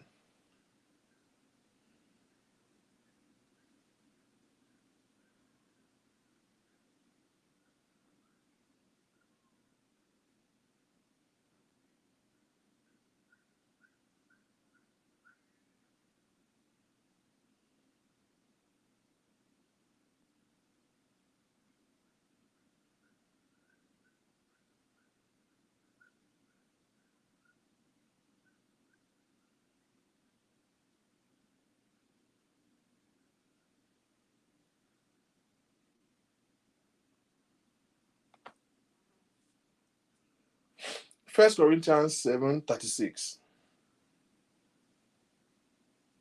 1 Corinthians chapter 7, verse 36.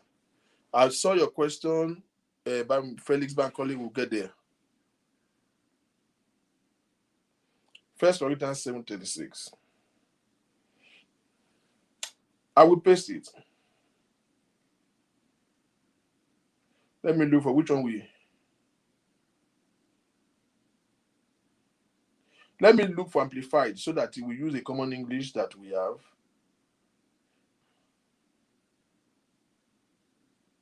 1 Corinthians chapter 7, verse 36. These scriptures are what your pastor will never quote for you, because it will mess up their hypocrisy.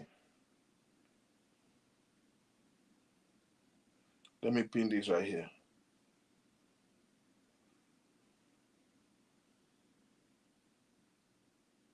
Why am I pinning comments now?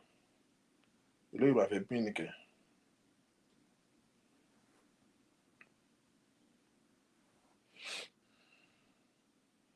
You might check in the Bible. I just pasted it. 1 Corinthians 7, verse 36. But if any man think that he is not acting properly, this is amplified. He is not acting properly and honorably towards his virgin. Bible, your son, what it means is that if any man feels that he's getting honey and he's seeing a girl, he feels like he wants to knock her. That's what it says here. Read the lines. Acting properly and honorably towards his virgin daughter. By not permitting her, and if she's past the age of youth, it must be so. Let him do so as he wishes. He did not sin. Let her marry. Let me look for another version for you so that you will understand what we are saying here.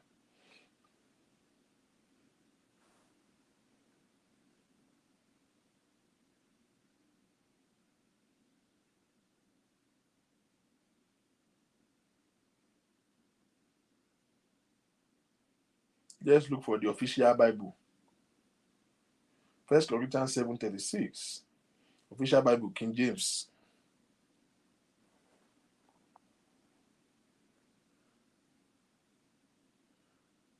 Thank you. I like this version. Which version is this? Fumi. Hey, Jeba, me translate what can you mean? How many of you are seeing this Bible verse for the first time?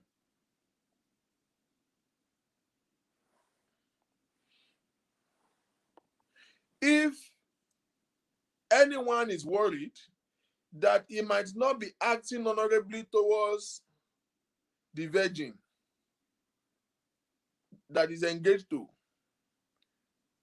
that means it's honey. And if his passions are too strong, that is his honey, as in congeal, and he feel are too strong, and he feels he ought to marry. He didn't quote all of it. He said, let him do what he wants to do. Now, let me read this. This is King James Version. If any man thinks that he behaves himself uncomely towards his virgin, that means if you begin to have sexual ideation towards a girl, you know, in Greek language, they will say virgin. It doesn't necessarily mean virgin. If she has passed the flower of her age, that means as long as she is an adult, hear me, and need so required, who the necessary care for her, that's what it says. Let him do what he will. Only go ahead care for her. And see, I'm not the one who's saying it, okay? It's not funny. I'm dead serious. This is Bible, okay? If any man think he behaved himself uncomely towards his virgin. How many of you have seen this Bible verse for the first time in your life? If he has passed the flower of her age, that means she's an adult. When they say flower of her age, that is she's no more a teenager. She's past the age of adolescence, right? If need so required, if it is necessary. Now, need so required means that you are fulfilled that time, like you guys are cool, you are together. This is who you want to be with. Let him do what he will. Only go ahead, only go for no. I'm interpreting it in street language now, okay? Let him do what he will. He sinneth not. Only king sheshe. But look at the last phrase. Let them marry. Now, let us read this same Bible in what we call reverse pyramid. What it means is that, read it from the back. If you are going to marry a girl, it is not a sin for you to fall in them. Do you understand? Read it from the back. Let them marry. So if your intention is to marry again, tó o bá mọ̀ pé ò ní fẹ́ ọmọ má dùn, ó máa lọ sí fire. Tó o bá mọ̀ pé ò ní fẹ́ bọ̀bọ̀ yẹn, má dùn fire ló ń lọ straight. Now, dandan kọ́ ni pé èèyàn tí wọ́n bá fẹ́ ìgbà míì kò ní work. That's not what we don't say you have to marry her by force. But what is your intention as at this time? Tí o bá work because something came up or something happened is different. But it's not as if you have only onífẹ́ ẹ̀tàn sí. God is a judge. God judges the affairs of men. Do you understand? God initiated sex in the first place. God created sex for the pleasure of man. And I will show you in the Bible tomorrow. Let me keep that as a suspense for tomorrow. God created sex. God created man from the dust. When he wanted to create the woman, he created the woman from man. And then the Bible says God make Adam sleep a deep sleep. You know what they call deep sleep? After then, we will get there tomorrow. Don't worry. Let me not go there today. Now, so read it from the back. Let them marry. If the intention of being with a woman is that you want to be with her, he says, you sin it not. It's not the sin. Let them do what is so will to learning. Do you understand? I've never been with any. Well, you are not the lice man or the gatekeeper of heaven. Do you understand? How many of you is getting shocked by this scripture? You have not seen this before, have you?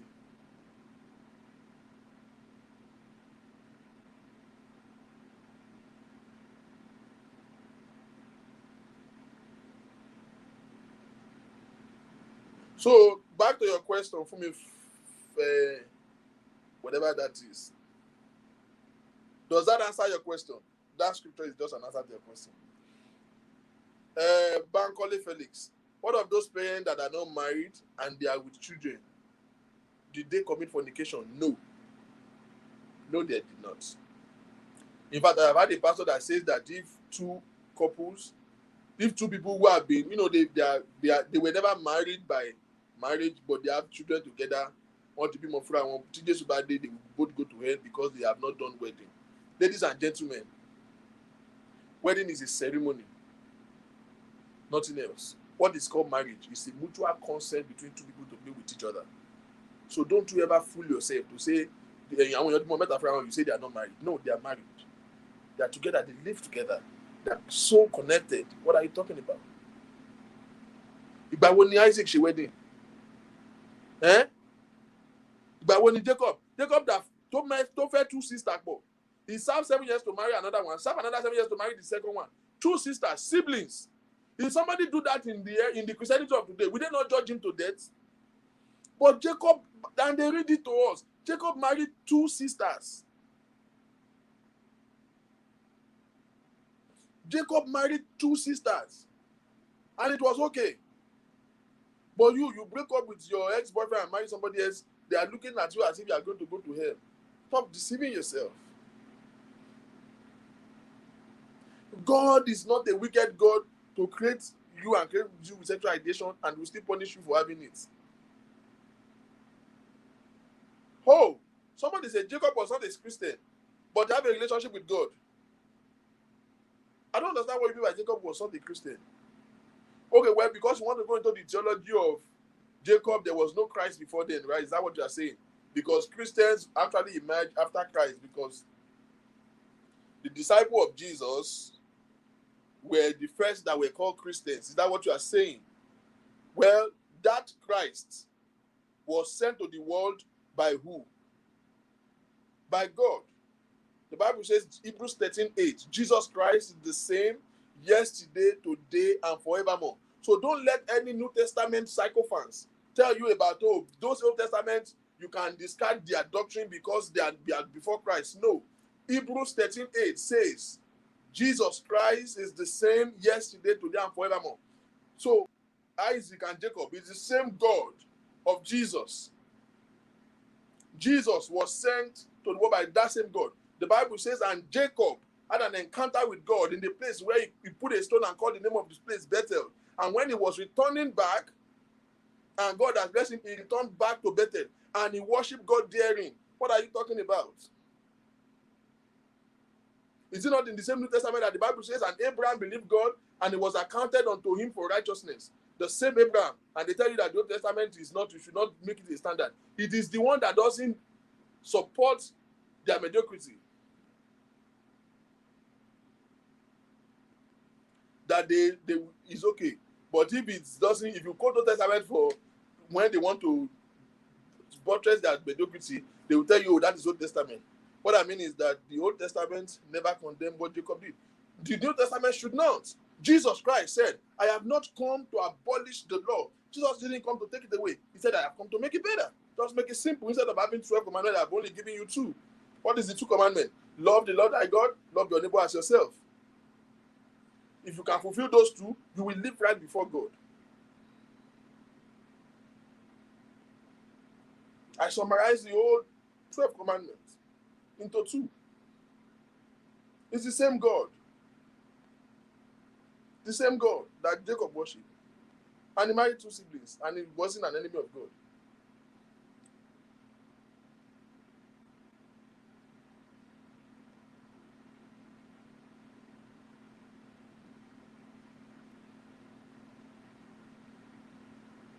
So people that are married, they are parents, they live together, they have children together.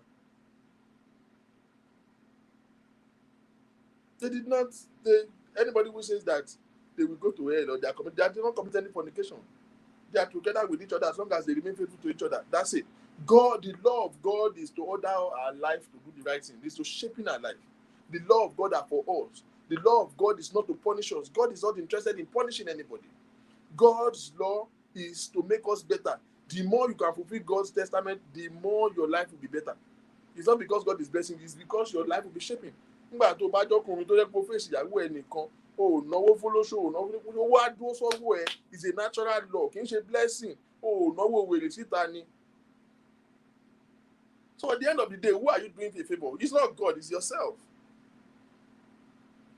God takes no pleasure in punishing any man.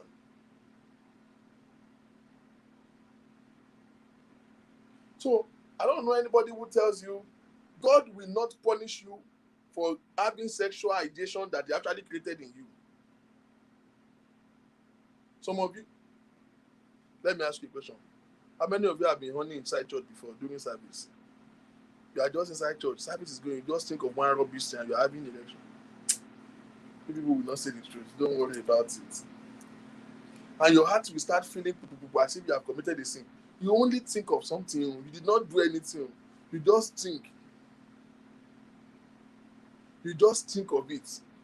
And you'll be feeling as if you have committed a sin. No, you did not sin. Those things are normal. God created them with you. Do you know that God created orgasm before He created Eve? Huh? I will show you. Before God created a woman, He created the sexual addiction inside the man first. That's why when God wanted to make Eve, He made Adam to sleep a deep sleep. We'll get there tomorrow.